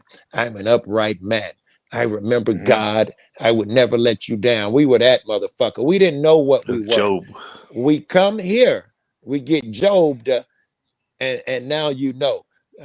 Like most of us by now know that in that room, when people are telling you to shit on God, turn your back on being a good man, let's say it that way, or put it in Jack Talcott language, you only have the now. So either I can forgive this person or here's my opportunity to shit on this person because I'm in a position of power. By now, most of us know we are lacking and we're going to do the wrong thing to fit in with society and all of that bullshit. But we were over there talking about, I am Job. I would never do such a thing to harm another individual. Are you shitting me? I would never do such a thing. Now we know. Right. Put to the test, man. Yeah, this world is hell. Yeah. There's to burn that shit up out of you, man. Then you go back, man. Like that's literally the Phoenix. The West, James. World is seriously hell. There's a lot of hell in this world. Yeah. The Phoenix. That's it's like flying high, like it's an eagle, right? And then because of its hubris, thinks it knows, everything. It crashes down and literally loses all its feathers, plumage, the dust, the plumage, and it burns to death, right? And then what happens out of the flames? You come a new being. Out of the flames, out of the trying times, out of when it's really the roughest. Yeah. As if losing your plumage and you're a bird, your ability to fly and all that enough, you burn into a crisp, into flames. Then the real you is reborn. Right? These are the flames, man. Motherfuckers like flames is hot. Why God make flames hot? I ain't got time for that shit, man. Come with me. They run head first into the flames. Head first. Hit the ground Yeah, running. get it over with. Like you say, the sooner you begin this fucking journey, the sooner you become living in your life. I don't know, man. When The real you. It's always yeah. there, though. That's the thing about non-duality I like, in the sense that they always say you're already there. Actually, yes, you're already there. What's up, Hamza? Of course. How's it going? Hey, I like this knucklehead. topic and like Good. what Joe was just saying about, earlier with the narcissism stuff and what you led with how gut instincts are memories from the future. Yes. And that's something that like in astrology, like with Saturn lessons, there's Right. 7.5 to 8 year cycles, right? So I've just come Thanks, to Wiccan. to like a Saturn square, and I knew that there was a lesson, and I got it, and it was about not being afraid of like narcissists in my life anymore. Very good. And That's a good lesson to learn. It's a You very good lucky lesson. dog, you. It was so crazy because like the morning I had this meeting and I had like this face off and I had to burn someone really fucking bad. Excuse my French. And I don't usually do that, because I'm like, I'd been patient with this person for 3 years and they kept crapping on me and they kept poking. You know how Taurus The are. anger is Dave. a tool. NPC and James just said it. The anger is a tool. Right. And the Taurus is equipped to take the punishment and the anger. However, what happens? You only can take so much, right? And then you explode with the kinetic energy. Oh, yeah, but I have like Pluto opposite my Venus, so I can have some Scorpio energy. Oh my God, you people. Yeah, and Venus We'll is keep it like simple, in the Joe. 8th house, so No, I can have some of Okay. that Scorpio energy, and so I'm like, you know what? Intense Scorpio, that's what it means. Yeah, I've been direct. I've told you enough times, like, stop doing this. You know what I mean? Mhm. And they wouldn't listen, and then they tried to be manipulative so many times, and finally I'm like, fine, I'll sting you back. Well, And tell me how it went. but once that happens, it's kind of, for me, I'm not one to I don't want to say forgive. I'm just more like, all right, I'm done throwing my pearls to the swine. Goodbye. Well, that's different. Yeah. That's different. You don't have to put yourself in harm's way. That's stupid. But you learned a lesson, so you don't forget. Yeah, you're good. I just laugh at it now. Yes. Like when I see the person, because they come to the gym, I saw him yesterday, and I just looked at him and started laughing. I'm just like, I don't care. I'm like, you thought you could shame me. You thought you could like play all these games with me. That's liberating, right? You thought I was nicer than I really can't. I mean, I am nice. I am. She thought you were incomplete. It wasn't the nice shit. They thought that too, but they thought less of you. They thought you were incomplete, and they didn't know you had that puzzle piece Ruthless even side. existed in there. Yeah, and that's what was good, because later on that night, it's like I had another message like from the other side. Like it was just an affirmation. There you go. And it was like, and I realized, oh my gosh, this is more like how I was when I was younger. With it, it's more of a backbone. So I purposely tried to get rid of any and everything that's kind of, I don't want to say those gut feelings, but like something that makes you afraid. It's like power through. It's like you're saying, sometimes you have to just stand in your own truth and I don't like you were saying, be arrogant sometimes and be like, okay, I'm good with my crazy. Sorry, you're not. When I started the cop watching shit, I'd been indoctrinated that these people were gods for a very long time. The fear walking up on these people was tremendous. And I ran into it like a drug addict every fucking day. I ran to that fucking fear. And the fear is gone now. Exactly. Wow. That's part of the lesson. Yeah, it is. Man, like look at these people going through the crucible. I'm reclaiming that word from Andrew Wilson. Like the world is a crucible. Some of these people, they're really putting themselves through a crucible. Look at in Russia. This is earlier this year. This new drug called Meow. Okay. A generation of Russian youth is being destroyed by methadone, a cheap synthetic drug. It's dangerously addictive. I've been following the methadone chain.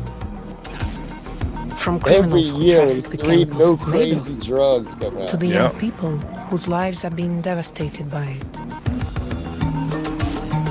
meow meow. So young. Meow meow, yeah. Yeah, I think that's important. What's that? I think it's important to make those connections with kids. You know. Mm-hmm. That the Before they adults can don't get there. seem to we seem to get stuck in our ways. Kids are more pliable, Yeah. Bath soaps. Remember that came out? Oh, bath salts. Yeah. Salts, That salts. that made you a zombie, just out of this world, man. And it really seemed to draw on negative feelings and stuff. And Yes. just made you like, it's horrible. I can't think of the one that made your skin go off. I had a buddy. They would put it in your drugs and they would eat your skin. They call it alligator or something. Yeah. I think in Russia that was a problem too. Yeah. Although, I've seen those big holes in their legs and Yeah, arms. my guy had in his lips and nose, and I came back. This was during COVID, but everybody was stopping wearing their masks. He was still wearing his, and took that off. He saw the holes. He didn't take it off. He just told me why. He was like, he had been doing this shit, and people been telling him because it progressed. And he just wouldn't stop. And he was hollering at some chick in the restaurant. I just happened to meet him, ain't seen him in years. And I was talking about how bad this chick was. She hollered at him. They exchanged numbers. And his real chick was waiting out in the car. But I walked him to the car and he explained to me why he didn't take the mask off and all that. Because he was doing this crocodile. Doing that crocodile shit, yeah. Crocodile, yeah. Zephyr has a great line right here. She said, the ones that survive, they're going to be badass. Yeah, for sure. Exactly. Out of the fire, just like Job and everybody 100%, else. baby. Iron sharpened Snaps iron. me, you, at James. Bless all of you. God has blessed me with you cats, and it'll be all right. Yeah, absolutely. Dude, this is so surreal. Slice of life. The perfect family on this picture right here, I assume. Right? And then these guys are just these youngsters, they're doing they're trying to escape for whatever reason. Мы идем в закладку. Мне просто весело. Все, что плохо лежит, ты должно быть В наших руках. Right on. Ну, это называется шкуринг, проходство. Это когда ты ходишь определенные места. Is that a Russian thing or that happened in America too? I've seen some hypes do it, and it comes with cost here. You got to wait till that motherfucker's gone. Like now, everybody stashes this shit. They're looking for the rare few who left some shit and all of that. Yeah, if a motherfucker did leave something and come back, your ass, you'd be in so fucking trouble if you did find a stash. My dog, I told him, a beagle told him to sniff heroin. And people, as soon as the dope man leave, people would try and rent my dog to find the stash. Yeah. Oh shit! I used to get What's the name of your dog? His name was Goldie. Like the Mac. Yeah. And I used to. I used to hang at so many dope spots that the dog would just bring me the jab, and I'd hold it up because everybody would stash it somewhere. Yeah, and I'd hold it up. Who on the jab? And I got so much money off of dope and free blows. While I'd be out with the dog, I'd take him out every day and just walk. Yeah, but nobody would believe it. And I'd be like, okay. Hilarious. I had a dog find. They'd be like, okay. And they'd give me the dope. Yeah. Old Yeller. Old Goldie. Good old Goldie. Because you had a dog. That's wild. Yeah, they want hidden places. They want to rent the dog. I know it's in the lot, Joe. I just don't know where it is, man. I paid $75. Let Goldie find it. No, nigga, beat it. You got Goldie. This is based on Goldie's life right here. After he was with Joe, he worked for the police. Hey, Bonnie making chicken marsala tonight? Oh, she made that 3 nights ago. Wow, that's some nose you got. Yeah. You know, we could use a nose like that down at the precinct. Really? Sell out. His tail. See his little tail? No drugs. She's good. He's clean. Hey, Brian, what's with the Johnny Law routine? Say hello to our newest narc. He's a natural. Oh, yeah? It's Goldie. How good are you? You're back from Manila. You had lumpia for dinner. Then you made love to 2 Filipino women. And a man. You mean 3 Filipino women? Wait a second. Got something. Got him just to confess.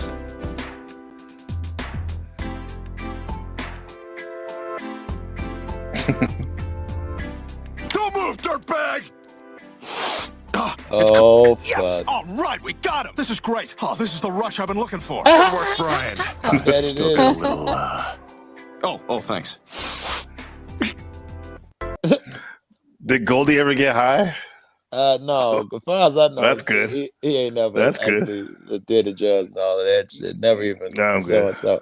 And he'll be in a hound dog. I taught him that shit from when he was a little ass kid. I taught him with different meats.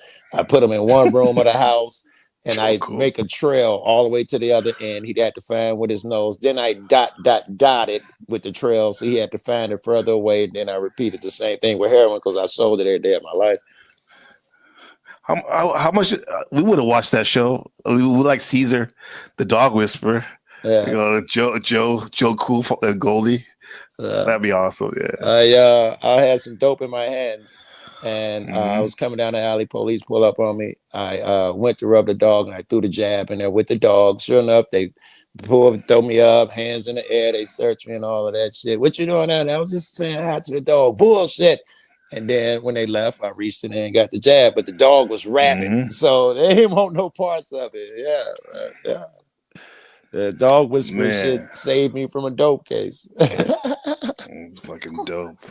He earned his keep. He's a working dog. Yes. Где могут быть закладки, ходишь, и если находишь, забираешь, смотреть, где они лежат. This is Oля. That's I've grown long close to shot her shit over there, the last year as she has struggled with her addiction. What did you call it? It's a long shot. We do it in Colorado. You go to the airports and you search the garbage cans. You got 50% chance in Colorado. Yeah. Her shit That's is much less odds. Yeah. That's right, because people want to get rid of that shit before they go on the plane. You used to see all the pipes and bowls and weed I got out there in Colorado that I didn't want to bring back with me. I go to the airport and drop friends off, and you just look around, and sure enough, you almost always find it. Yeah. Начать тушить его об себя, будет дырка. И вот он так же просто он выжигает это все. Это беспощадный наркотик. Это кажется, типа, мефедрон, это Sorry, looked like she lived a life. Those eyes. наркотик, там я сейчас понюхаю в клубешнике, а потом You're right, it's all in the приходить eyes. в этот клубешник, чтобы найти этот мефедрон. The rest could bounce Taking back. meth or meow Exactly. can make you feel euphoric, sensitive to touch, and Sound like sexually Molly aroused, or but can what's also that cause shit? severe addiction that leads to Ecstasy, paranoia and Ecstasy, serious health effects. In Russia, even possessing a small amount can lead up to 10 That's years Putin's in Russia. jail. Part of I it. have been investigating drugs Sound like for the last America. half decade. Exactly. I have watched the explosion. Yeah, we're in a global. It's a globalization, bro. It's the same everywhere. I wish other people believe it's everywhere. us versus them, though. They believe these people are so different. You could drop a bomb on them. They'll be like, well, they just Russians. They were communists. Some people are like that, bro. No, I've had Russian friends. I mean, Yes. yeah, That's- they're some cool people. Fucking I Muslim friends, worked gay with one friends, of 'em. trans friends. People are people. What would you say that the overall characteristic in general, Himsa, that's pretty cool about Russia? People you knew? Yeah, that you is there notice? a through line? I used to Through sail, line, good word, so Joe. they were just cool. They broke their language is kind of harsh, like German. It's very like guttural, and it's cold, so they're used to being cold. They're just kind of like dark humor. But I kind of like. They'll fit right in here. Down to I mean- Chicago, it's cold already, yeah, bro. Yeah, I worked with one guy who was roommates with this Russian dude who sailed, and his mom sent him a kind of dessert over from Russia, and he brought it in and shared it at work with me, like the Russian dude.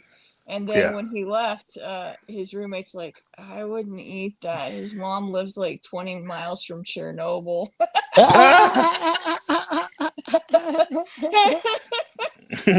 I didn't try That's it. I was like, funny. You would have been energized. Energized. I didn't care. I saw it. Was it good? Yeah, it was great. I was like, Good, wow, good girl. I'm Russia's glad you good. tried it, yo. Oh yeah. I'm like, Oh, I'll nice. be radioactive. Wait. Hey, speaking of that, Rebecca found some property in Japan, like very cheap, like some of these houses because they have all those old houses, right? That the grandchildren aren't taking or whatever. And but one of them was in the prefecture of Fukushima. Fukushima. What do you think about that? Like, wasn't it fucked up? Fucked up, the right? Pacific floor is not ever recovered since all that dumping for so long.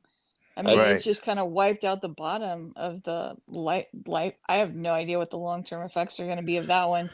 It's insane that it just kept dumping from the nuclear radio. I feel like since GE made it, they should have some kind of responsibility for the cleanup, but that's me.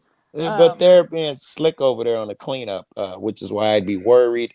They have meters to show, like in kids' playgrounds and shit, meters to show that there's no radiation.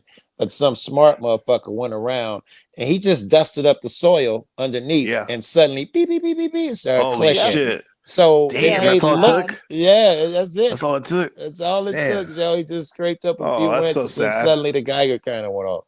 So I would be a little leery. I don't know how to think about that, especially if they're growing something under the earth where the shit is.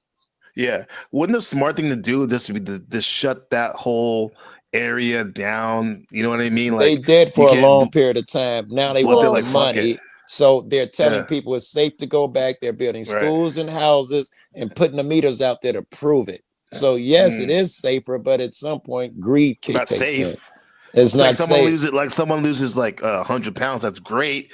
But how they were 400 pounds. So you still gotta go. You still gotta lose some more. Got a few hundred left, man. Yeah. A little bit more of this right here because this is the crucible. In teenage narco blogs, social media accounts where they chronicle their drug life. More and more teenagers are on methadone. Remember, it used to be a dope fiend used to be a bad thing. I mean, if anything, people want to be a seller, which is not good either. However, dope now is celebrated in some hip hop circles, for example, too. It is, and I guess Russia, some subculture. That syrup shit, that ain't nothing but heroin. That ain't nothing but opiates, man. It is absolutely celebrated in the culture here. Yeah. This is Valerie from Moscow. She has been an active drug user for the past several years. This is Vika from Yekaterinburg. At 14, she was already injecting. 14? By 16, she was injecting. And here is Ola. Look at her, you're like, oh, it's like a young girl, yeah. Young woman. Her blog immediately stood out. From the beginning, I could see she had no illusions about her dire situation. Look at it, I'm gonna puke. Oh, pelvic pain? I heard that's something like for people who shoot ketamine. Is the ketamine they have that pelvic pain, bladder? They have bladder issues. First time I heard it. Ola is from the working-class suburbs of Moscow. She started using at 15. Oh, she should be a model. 2 years later, she was in rehab. Салют. Всем привет! С вами Оля Димидролова. Это мой прямой репортаж. Сегодня у меня день рождения, я отмечаю свое 17-летие абсолютно. Look at how her face looks here, right? Nice and fresh. Yes, I'm trying to see if she's recovered because when you're getting high, all your money goes to dope. You're not buying hats for party wear and firecrackers. That money is reserved for your drugs. So I wonder if she's not doing better now. But by the time we met, she was back on drugs. Oh, no. She was still willing to share her story so that other teenagers could learn from her mistakes. I like her hair color. Сумки у меня обязательно должны быть влажные салфетки. Ну, косметика, до хрена косметики. Cosmetics and syringes. Очень важно. Я вот почему не даю свои вещи. She's beat up now, Потому что шприцы. Вообще, после первого года употребления мефедрона я очень часто задумывалась о том, что у меня есть проблемы. Ну, то есть я очень много нюхаю, достаточно часто. Допустим, там я могла... Remember we said that highs the eyes, no matter how your body is, it's a tell. 7 дней я могла там 4-5 дней просто нюхать. Страшно, ужасно очень. It's all a tell, by the way. Мне было 15 лет, Every time motherfucker open their mouth, they tell themselves. И он знал, что мне 15, мы с ним встречались. Ну, вот that's он when she was 15, huh? как бы гулять. Sober, huh? Но мы вышли буквально там в соседний подъезд. Look good there. Ну, там еще были его друзья. И он мне просто берет, ну, как бы дорожку на экране Говорит, на, нюхай. I've literally done that Вспышка too. резко, What? Put the полностью, dope ну, on the phone and blow off your бессознательный. phone. Вот. То есть я смотрю, допустим, вокруг That's when себя, she и was still я sniffing могу it. не I used to do понимать, that every что day. происходит, где я, кто я. И потом, как бы, приходишь в себя, начинается вот эта общительность, начинается эйфория. Ну, опять всех Everyone loves it любишь, at вот эта first. жизнь красками играет, и вообще все They're круто. trying to get close to God. Yep. Exactly. Я That's думала, что what. ближе с ним буду. Get rid of the bondage to self and just be in the moment. Что я смогу понять какие-то его проблемы, что он мне расскажет. Она пришла. О, сейчас реально тебя вспомнят. Well, they Что recognize you. прекратила в принципе Damn. появляться в школе. Never goes, huh? И ну, я просто начала тусоваться. Волна пошла мефедрона. Прям, ну, I bet it's тусовки, cheap, клубы, подростки. А его, как правило, вот, ну, если уже начинаешь нюхать, все. Это вот постоянно надо нюхать. А когда его, ну, нету мефедрона, он заканчивается как бы действие, там не спишь, не ешь, вообще можно сутками не есть, не Eating and спать. sleeping with it. Because all you care about is the drug, Очень huh? плохо. Хочется умереть, правда. I was wondering if they had a downside to it, like heroin. When you can't get it, it just beats you to death. I was wondering if it was the same with this drug. Is it interesting she was chasing euphoria, and then like, and in the end, it made her feel like dying. The more she did it. It was interesting, right? She was chasing God and felt like dying. Yeah. Huh. And That's then like with any addiction, though, isn't it? Like I think don't so. know. No, I think it. My friend told me that shit many years ago. Just like you know, I'm gonna stop getting high, Joe. Why you say that? You know, I'm gonna go to church or something like that. I was like, what the fuck they got to do with each other? He's like, that's why we get high, right? To get close to God. It took about 10 years before I was like, damn it, we get high to get close. Well, I came to that same conclusion myself, and I think that is what it is, man. Yeah, there was someone I read a while ago that every man who downs a bottle of liquor, walks into a brothel, is somehow searching for a sense of God. Yeah, I I forget think it's who some it truth was, there. but it Yeah. makes sense. Any addiction, that's what made me think of that. When you said any addiction, it'd be true. Because in changing their consciousness, you're overriding your like all your I'm being very abstract in a sense, but like you're overriding all your programming and everything you know. That kind of like, because a lot of times it's hard to enjoy a moment, for example, because just when you think you're trying to enjoy the moment, something There it comes to your goes. mind. Yeah, it goes and it's like, right. But it's some of these drugs or alcohol. It seems like you kind of bypass that or shut that off for a minute, but it's not sustainable. Whatever substance it is, it's not sustainable. And the trick That's is, kind of what I was talking about, like with dealing with the narcissist, is like, you know, I feel like I was raised almost in a cult where shame and, you know, from the religion is so beat into you. It makes sense that my dad was a drug dealer. It made sense that my brother was a drug dealer. I knew from an early age that I had the addictive gene, so I stayed away from it.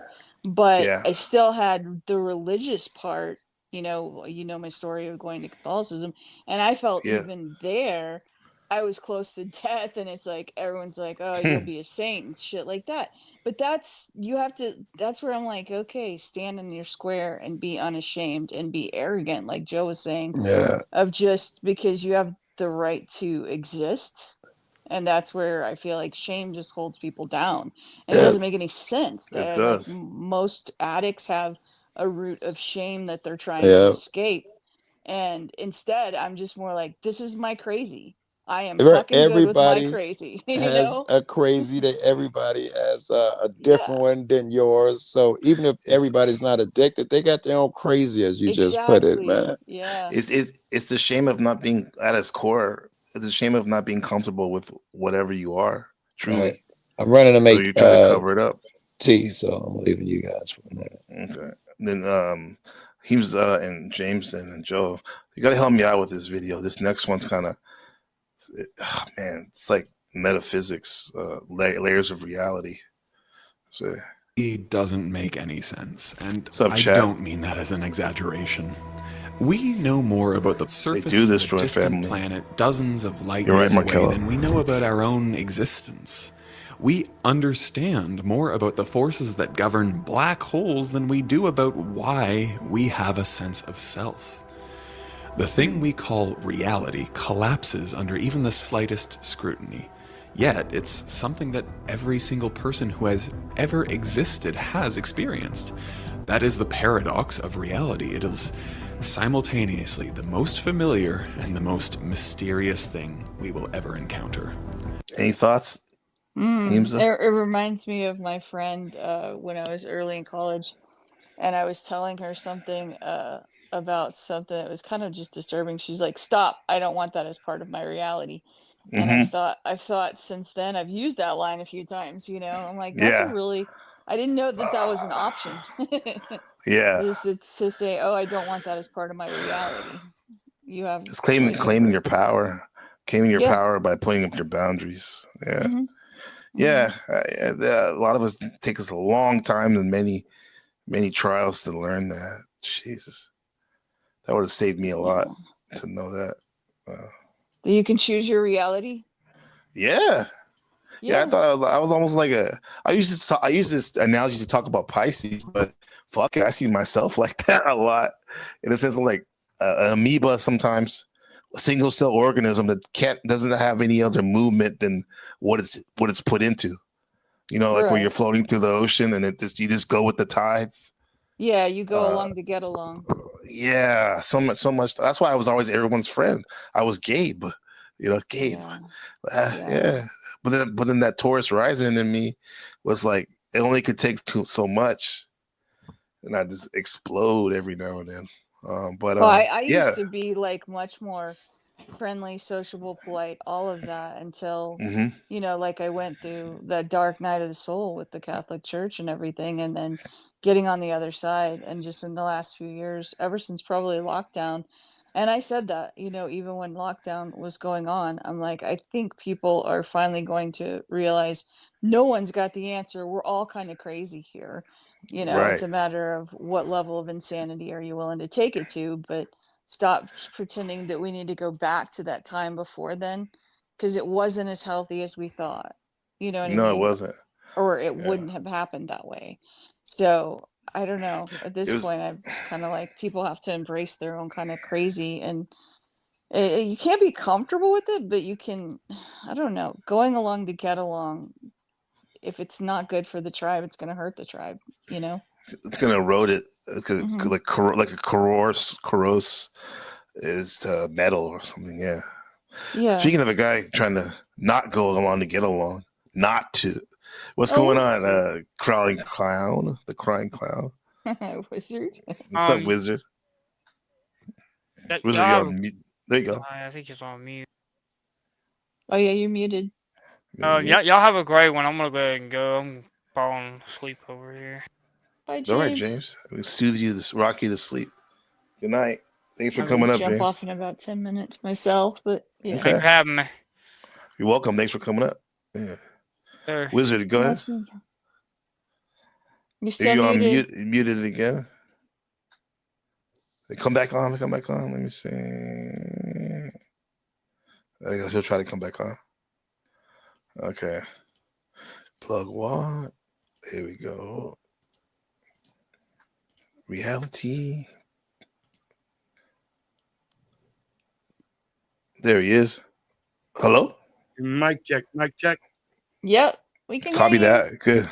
Yeah. What's up, Wizard? But when it comes to the craziness, and greetings, everybody. When it comes to the craziness stuff, you said there's different levels and stuff.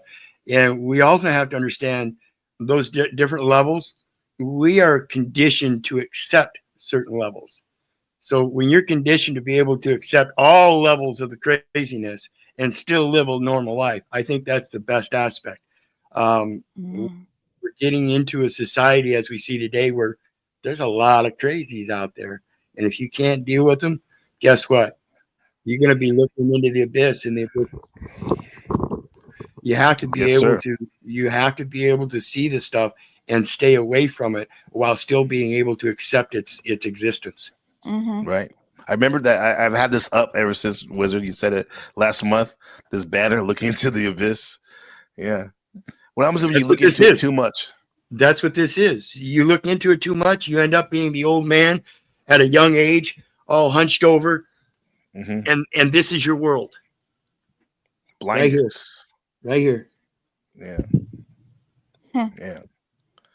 I kind of have enjoyed looking into the abyss here and having the abyss stare back, you know, where it's just kind of like, okay, I'm gonna die at some point.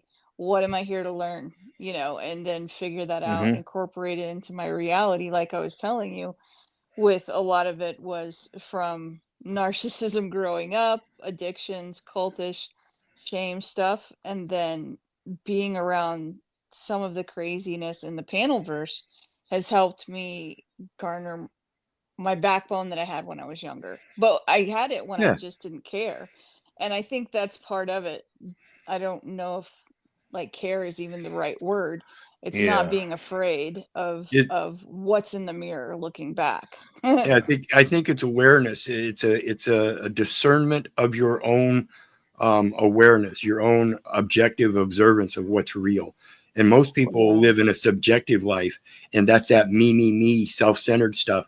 Whereas if you have an objective perspective of life, you have this thing that comes in the scripture as he takes care of even the smallest thing. What makes you think he's not going to take care of you? And this is a lesson that Job. And this is a lesson that we can live our lives naturally without government. The rest of the world does, and we're given dominion. Why are we then dependent upon a government to do so?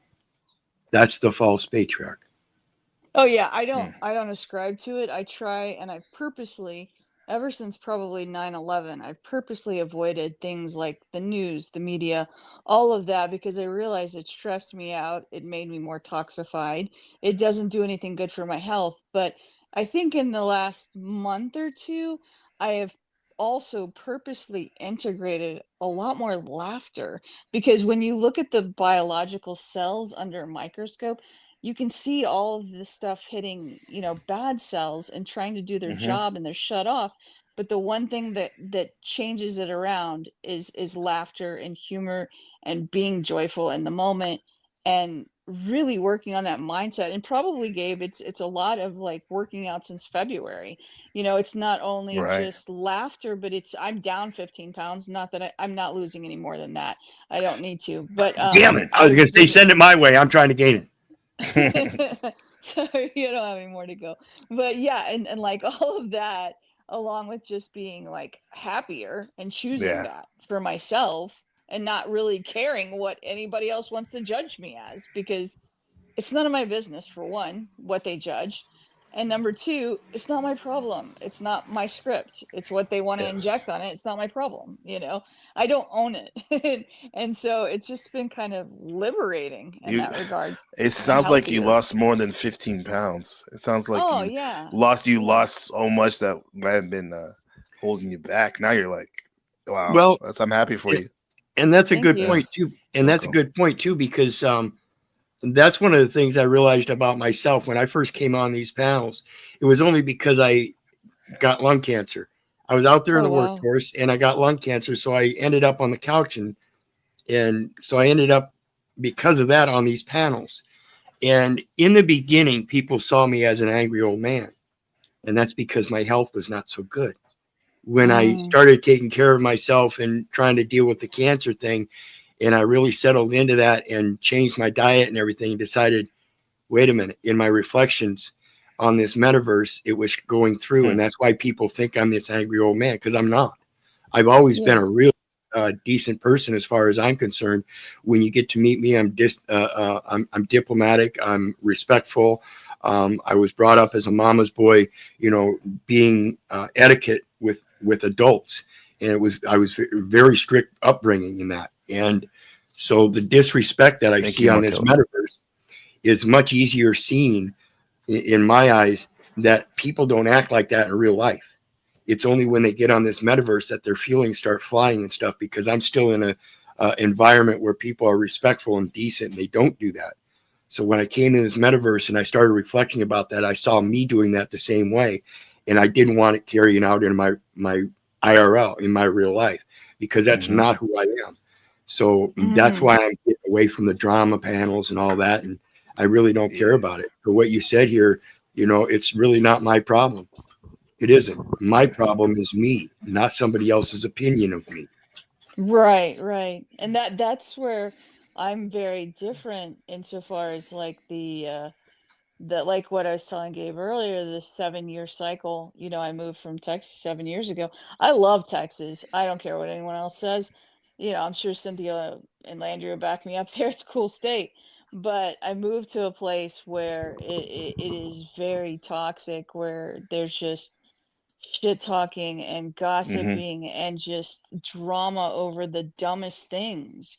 And so being here has helped me have more of the backbone to just not give a fucks, and just be like, wow, okay, fine. You need a villain for your story. I've never been in that situation, but good on me because I'm good for it now, because I'd rather talk about that than someone of lesser caliber, because like I told you, there was a kid that took their own life, I earlier. remember you told me that. That's Yeah, horrible.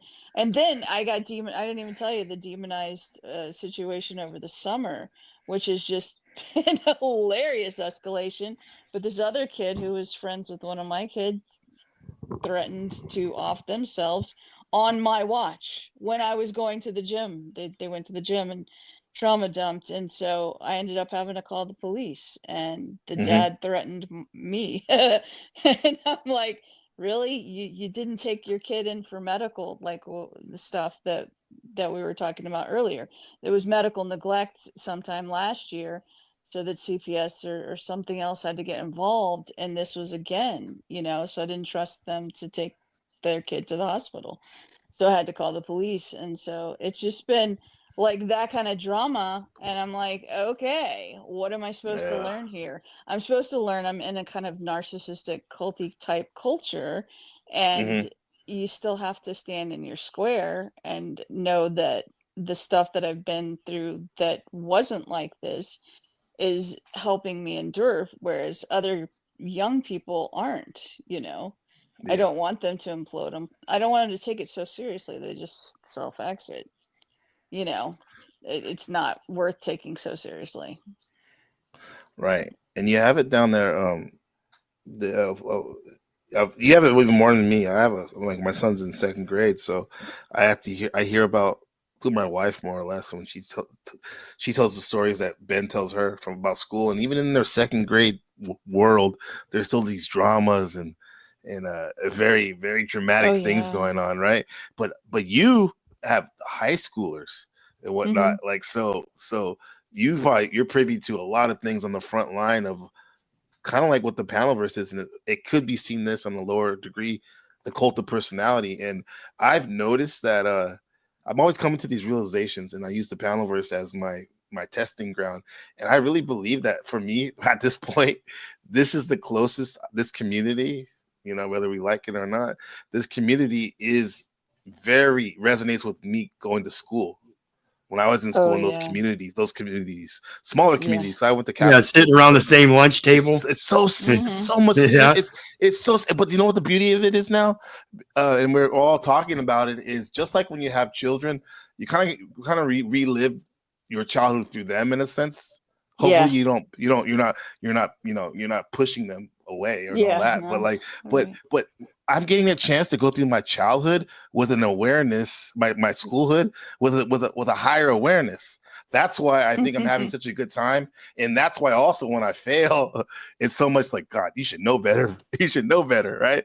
But it's such a fascinating thing that we're all a part of right now. That I'm like, wow. And to think about the school aspect, sitting around the same lunch table. Yeah. That's the same thing with prison and military and the military. Oh, yeah. So now we see that in this venue as well. It's even throughout all the different jurisdictions. And if you don't see it, you're going to get caught up in it.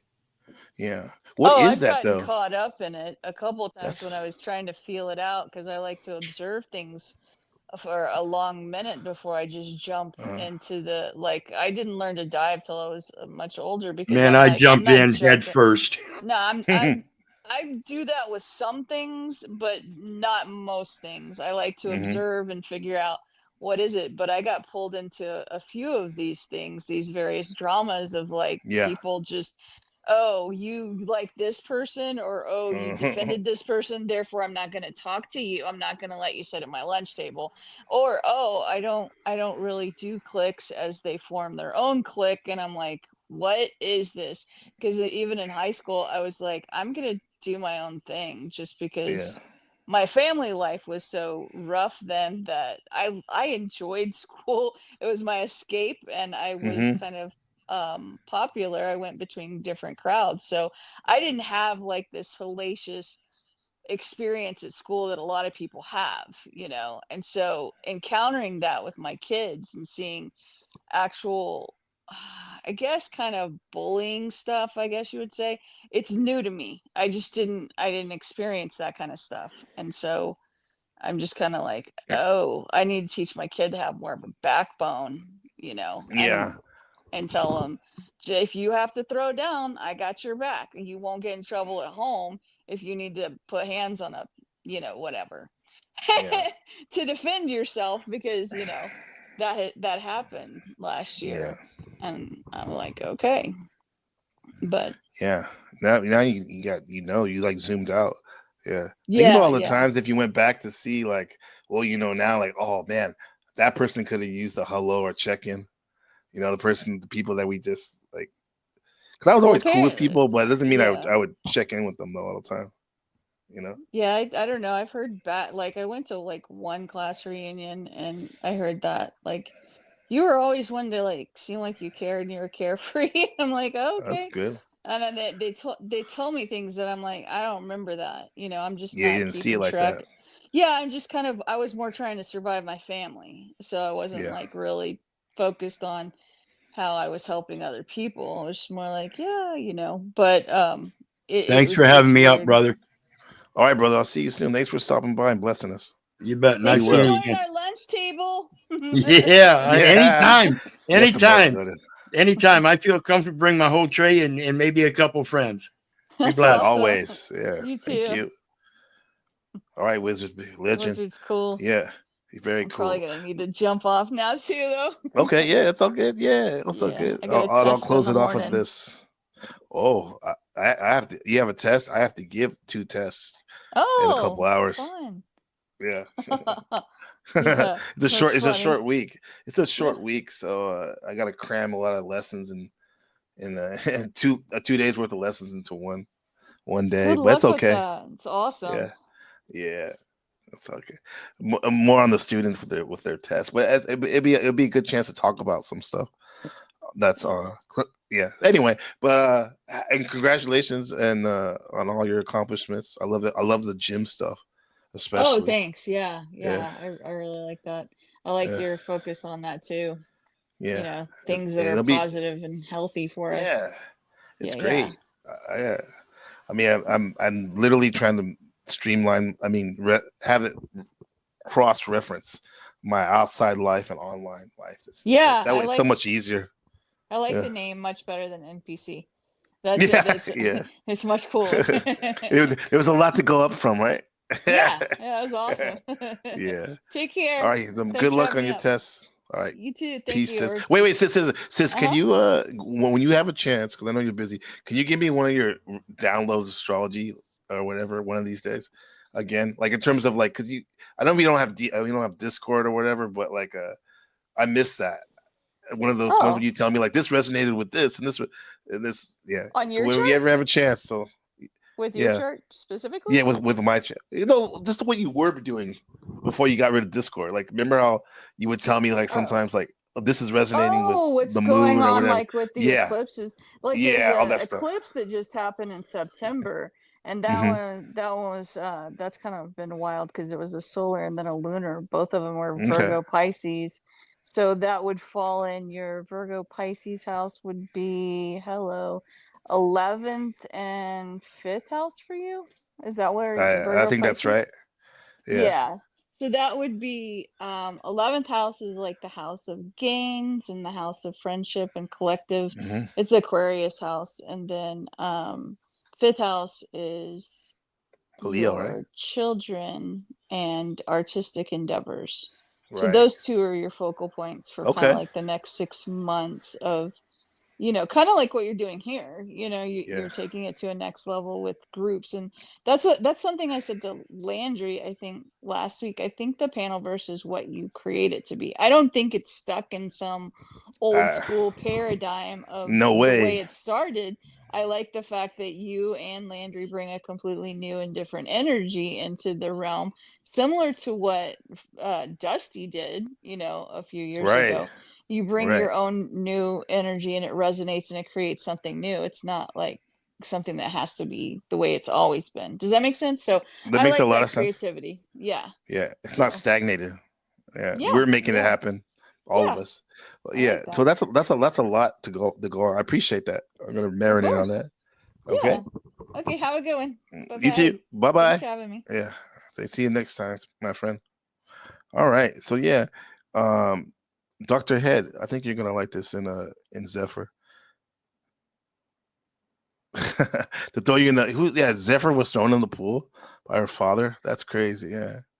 By the way, my little Ben, he's starting up swimming again. He's an excellent swimmer, and he swam since he was like 2 years old he took a break last year till 5, and now he's gonna take it up again. So yeah, that should be great for him. Getting ready for the triathlon. So check this out, guys. Before we make our exit, the 7 layers of reality. Fact that for most of our history, reality was taken at face value. The world is here because it is. Rocks are hard because they are. The sun rises because it does.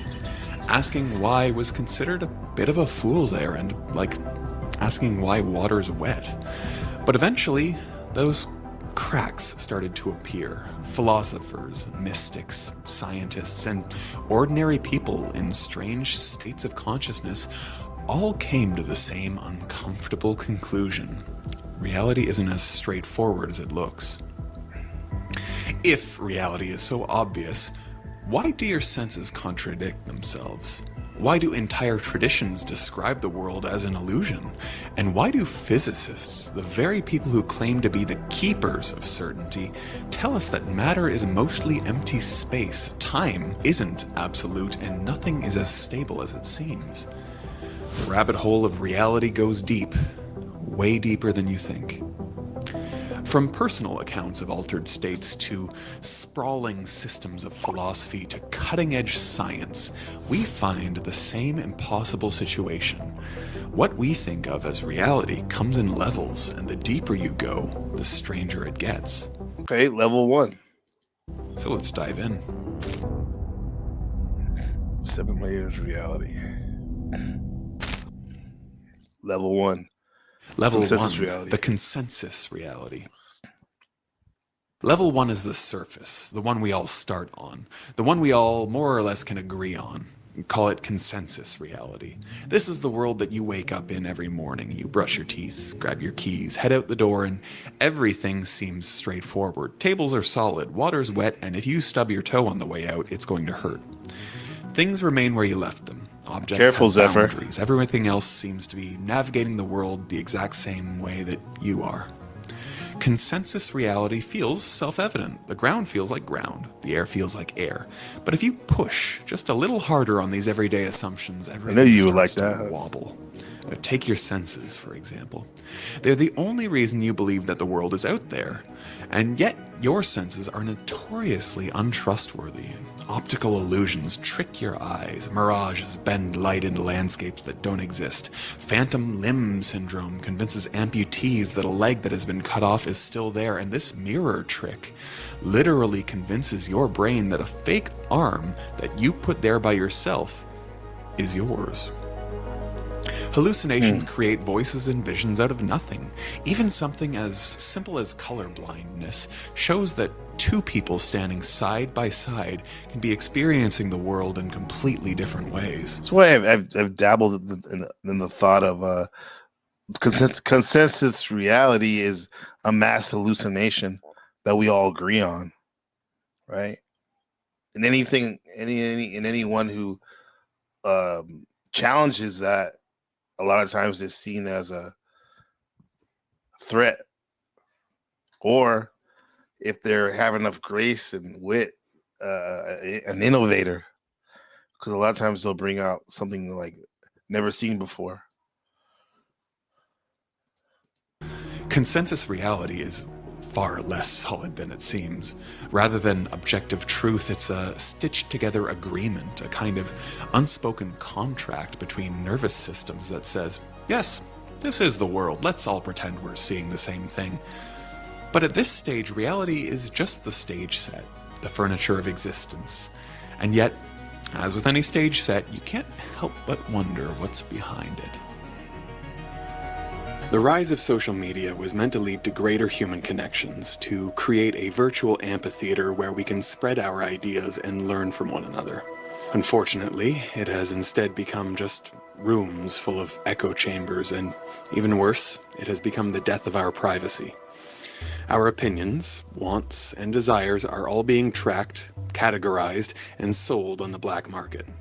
Data brokers collect these fragments of your life and package them into lists that are then being sold to the highest bidder. There are real data broker lists with insane labels like Tough Start, Young Family, and Rural and Barely Making It, that prey on the most vulnerable in our society. We are all sorted into categories for these predatory companies and bad actors to use to identify and harm us. This is the unfortunate reality that we are currently living in. But protecting your privacy is protecting your ability to think for yourself instead of being constantly bombarded with advertisements from the highest bidders. Incogni was built to fight back. Incogni automatically erases all of your personal information from the places that you can't see. Data brokers, people search sites, predatory directories, all the dark corners of the internet that are quietly trading your identity for profit. On your own, it could take weeks or even months to get all of these data brokers to erase your data. But Incogni does it automatically and continuously to keep your information out of the hands of these bad actors. And now, with their new custom removals feature, you can go even further. Just Google yourself, find a site exposing your information, copy the link, and Incogni's private experts will work to have it removed even from sites outside of their automated network. Your data shouldn't be their currency. It should be yours. Take it back. Go to incogni.com/aperturedeal and use my code, aperturedeal, to get 60% off an annual plan to keep your information out of the hands of the people who deliver reality. At level 2, we start to peel away the curtain. Here, reality isn't just out there. It's in here, inside your brain. Your senses don't deliver reality directly. They deliver fragments, chaos. Yeah, Zephyr, that was slick how he did that, man. I got up for a second. I'm like, threw that commercial in there.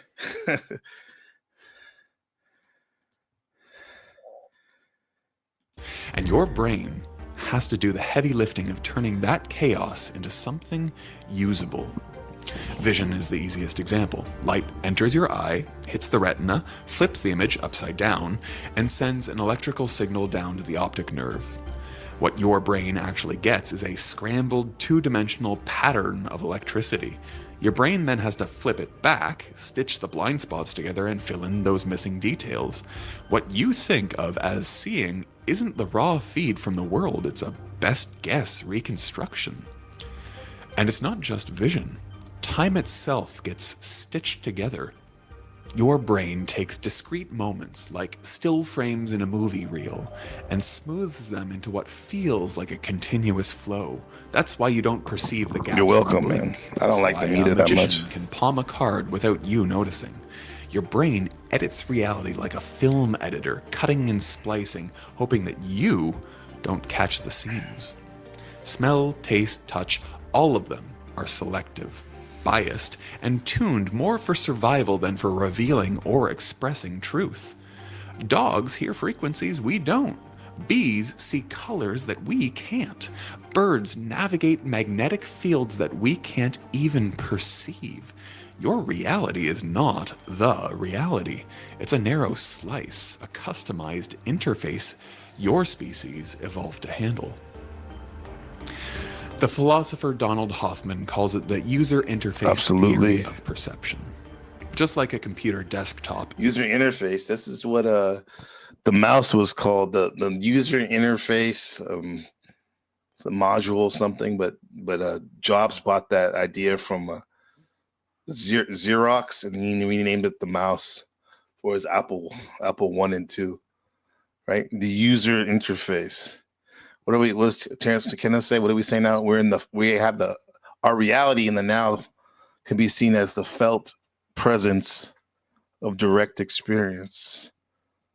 Isn't the computer itself. Your senses are not the world. They're icons on the desktop, convenient and useful, but never the real machinery. At level 2, the unsettling realization is this. You don't see reality. You see your brain's version of reality, and that means the real reality, whatever it is, will always be hidden from you. Everyone, huh? All of us aren't seeing the real reality. We're seeing what's real enough, which is our reality, through our senses. Level 3, the realm of belief.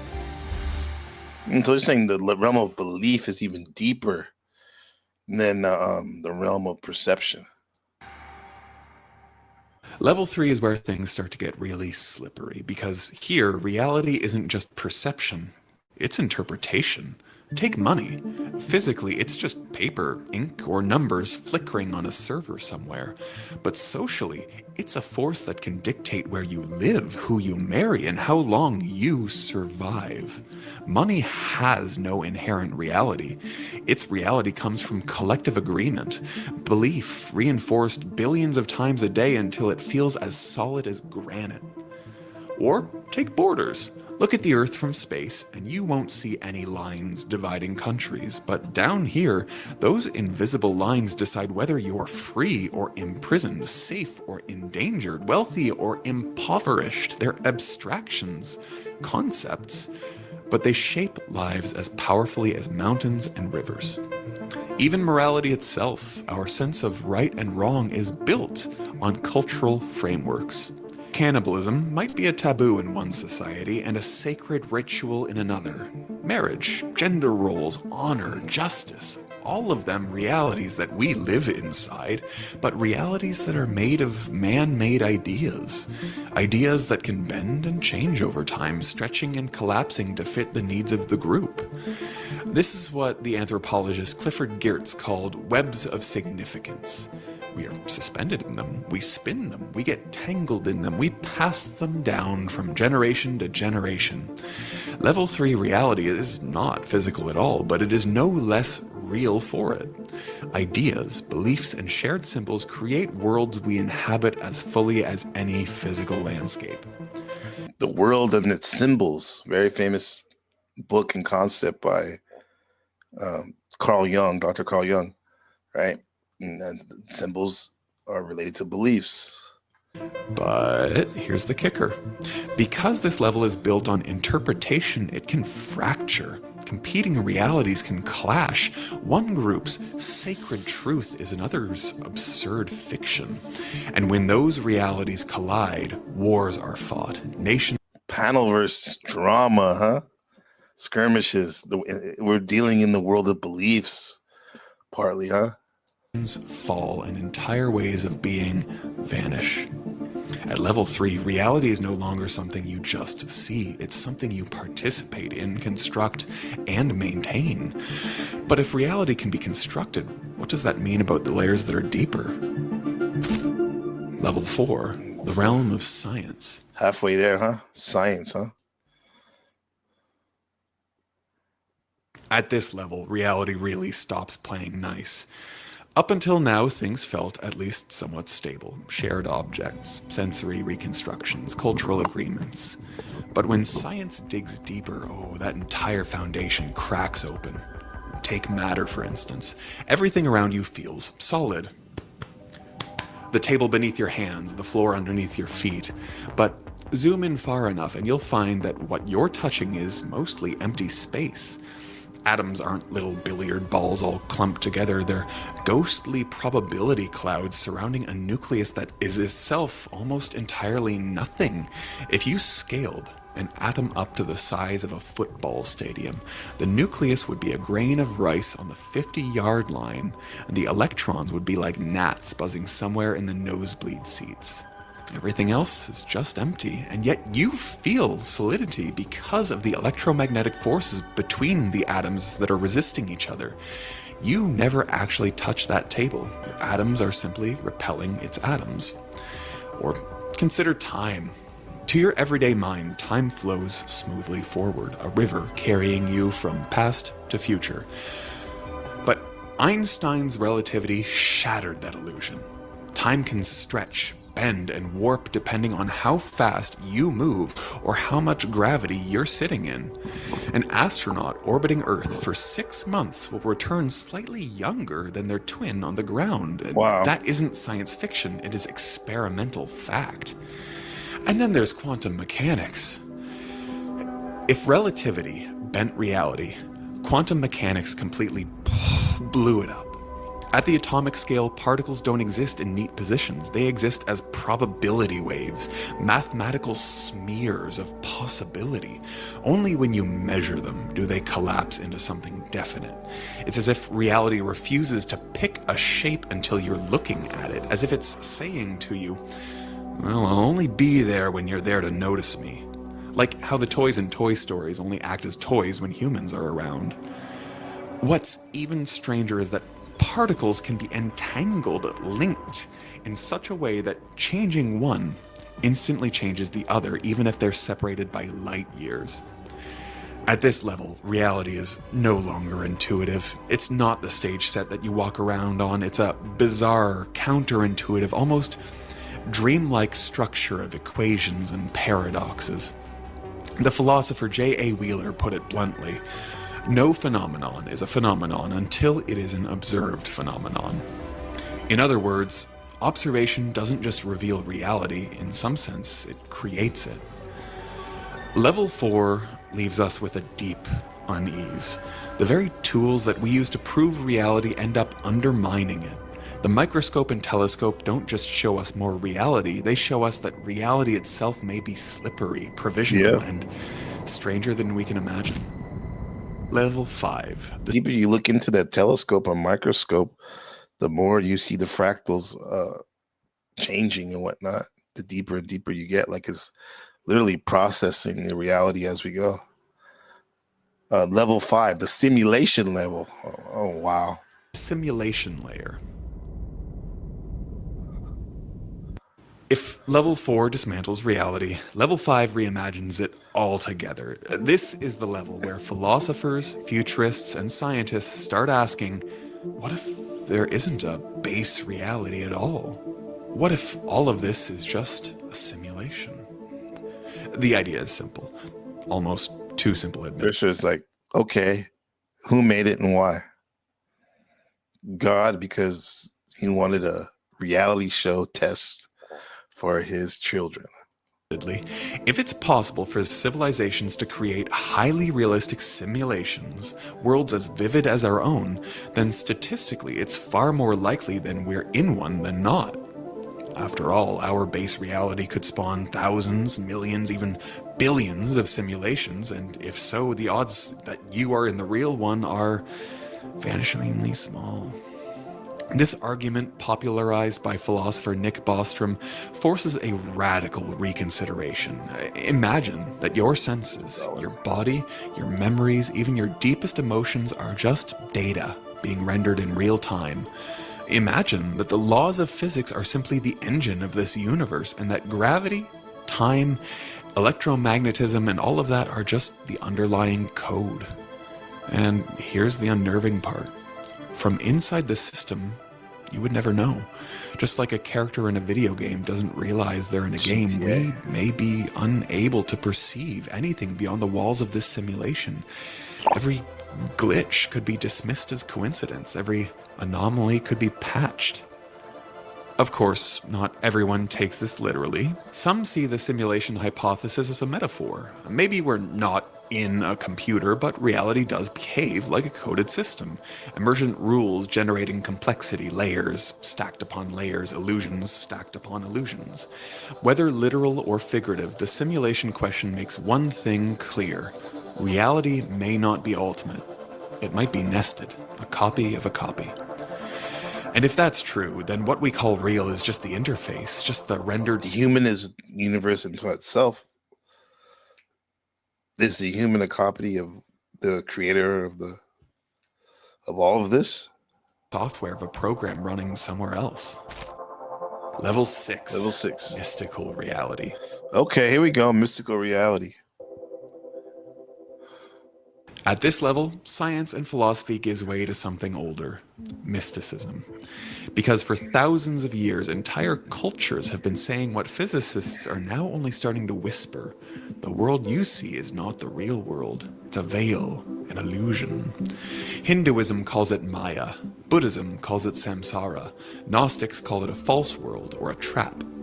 Across traditions, the message is strikingly consistent. The everyday world is less real than it appears, and behind it lies a deeper ground of meaning. Mystics, meditators, and psychonauts often report dissolving into this deeper layer. They describe reality as melting, as boundaries between self and the world collapsing, the chair, the floor, the breath, the body, all of it revealed as one continuous field, more vivid than vivid, more real than real. The writer Aldous Huxley called it the mind at large. Neuroscientists studying psychedelics speak of the default mode network dissolving, the brain's internal storyteller shutting down, allowing raw experience to flood in. Internal storyteller, your language machine. The continuing narrative you tell yourself, or what you think is yourself. Whatever the mechanism, the effect is the same. The world you thought was solid becomes transparent, and something infinite shines through. Here, reality is not something that you live in. Reality is something you are, and everything else too. The line between subject and object, self and other, collapses. What's left is unity, one vast, undivided whole. Level 6 raises profound questions. If this state feels more real than everyday life, which one should we call reality? And if mystical traditions across the world have pointed to this for millennia... All layers. This is all layers. Does that mean science has been peering at shadows while ignoring the light? Level 7. The unknowable realm. Level 7. The unknowable realm. And I'm okay with that. I'm good on that. Finally, we reach the last level, the place where all descriptions fail, where every model, every belief, every theory collapses. Call it the unknowable, the ineffable, the groundless ground. This is where philosophy runs out of language, where science admits ignorance, where spirituality falls back on metaphor. Because whatever reality ultimately is, it's beyond concepts. The Tao Te Ching begins with a line... You only can point to it. The Tao that can be spoken is not the eternal Tao. In other words, the moment you try to define ultimate reality, you've already missed it. The map is not the territory. The word water is not wet. At this level, reality is less something to be solved and more something to be experienced. It's the silence behind thought, the mystery behind measurement, the abyss behind existence itself. Maybe it's the source of consciousness. Maybe it's the hidden laws that generate universes. Maybe it's something forever inaccessible to us. But perhaps that's the truest insight. Reality is not a riddle to be cracked. It's the very medium in which riddles, questions, and answers arise. It's not something you stand outside of and analyze. It's something you are, inescapably, at every moment. From consensus reality to perception, to belief, to physics, to simulation, to mysticism, all the way to the unknowable, the journey through the 7 levels of reality doesn't just reveal how strange the world is. It reveals how strange it is to even be here at all. Yeah. Maybe reality isn't one thing or 7 things. Maybe it's the act of layering itself, the way each level hides the next, the way the obvious conceals the incomprehensible. And maybe the deepest truth of reality isn't that it's an illusion or a simulation or an ineffable mystery. Maybe the deepest truth is that it's all of those at once.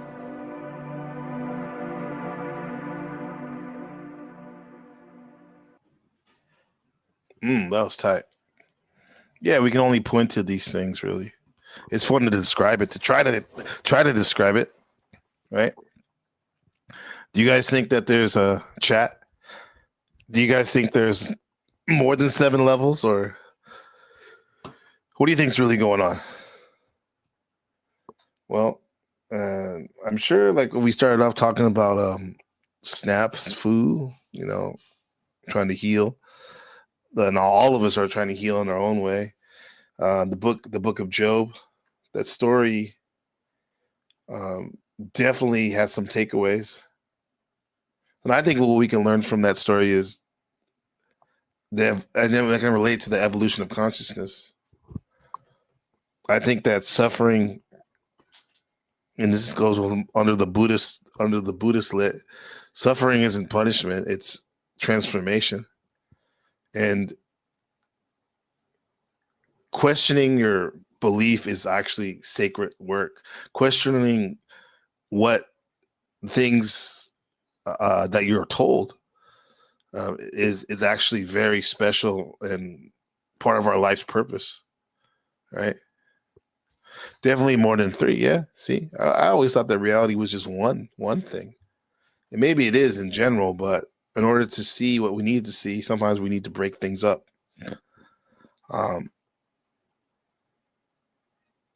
That goes along with questioning your beliefs and how sacred it is. And having real faith is not necessarily what you probably think it is. And the more I question it about what real faith is, I think it's actually awareness. Awareness of the fact that you're aware is a good start. Consciousness. You don't need all the answers to be free. Like just Job, like he didn't know why he was being afflicted, and then he would seek deeper into his suffering. And it wasn't until God took him to the heights of creation and was like, I created all this. You co-created all the stuff you created. But don't worry about things like that are beyond your pay grade, more or less. Just all you really need is presence. And in a sense, Job's journey is the human journey. Everything he knew, it was collapsed, or it was taken away. Because the human journey is the collapse of certainty, which births wisdom. And if you're lucky and work hard and have discipline, you'll have understanding. So next time you get into some shit, don't always rush so fast to escape it. Ask yourself, what part of your consciousness is being invited to evolve? Because I think that's where the next version of yourself is waiting, Benjamin. Thanks for watching, everybody, coming by. I had a great time. And if this opened something to you, something new to you, let me know in the comments. Hit the like button, share it, leave a donation. They're always appreciated. And if someone's going through a tough time, you can share it with them.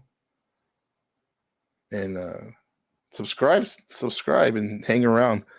I mean, connect with this ancient wisdom where it meets modern consciousness. This place we call Gabriel's Trap House Gains.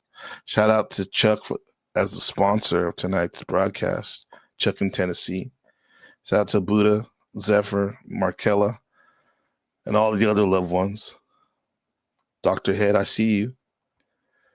We'll see you next time, guys. Be good to each other. And Snafu, get better, okay, brother? You got this, man. Heal up. Or you got to have me to deal with.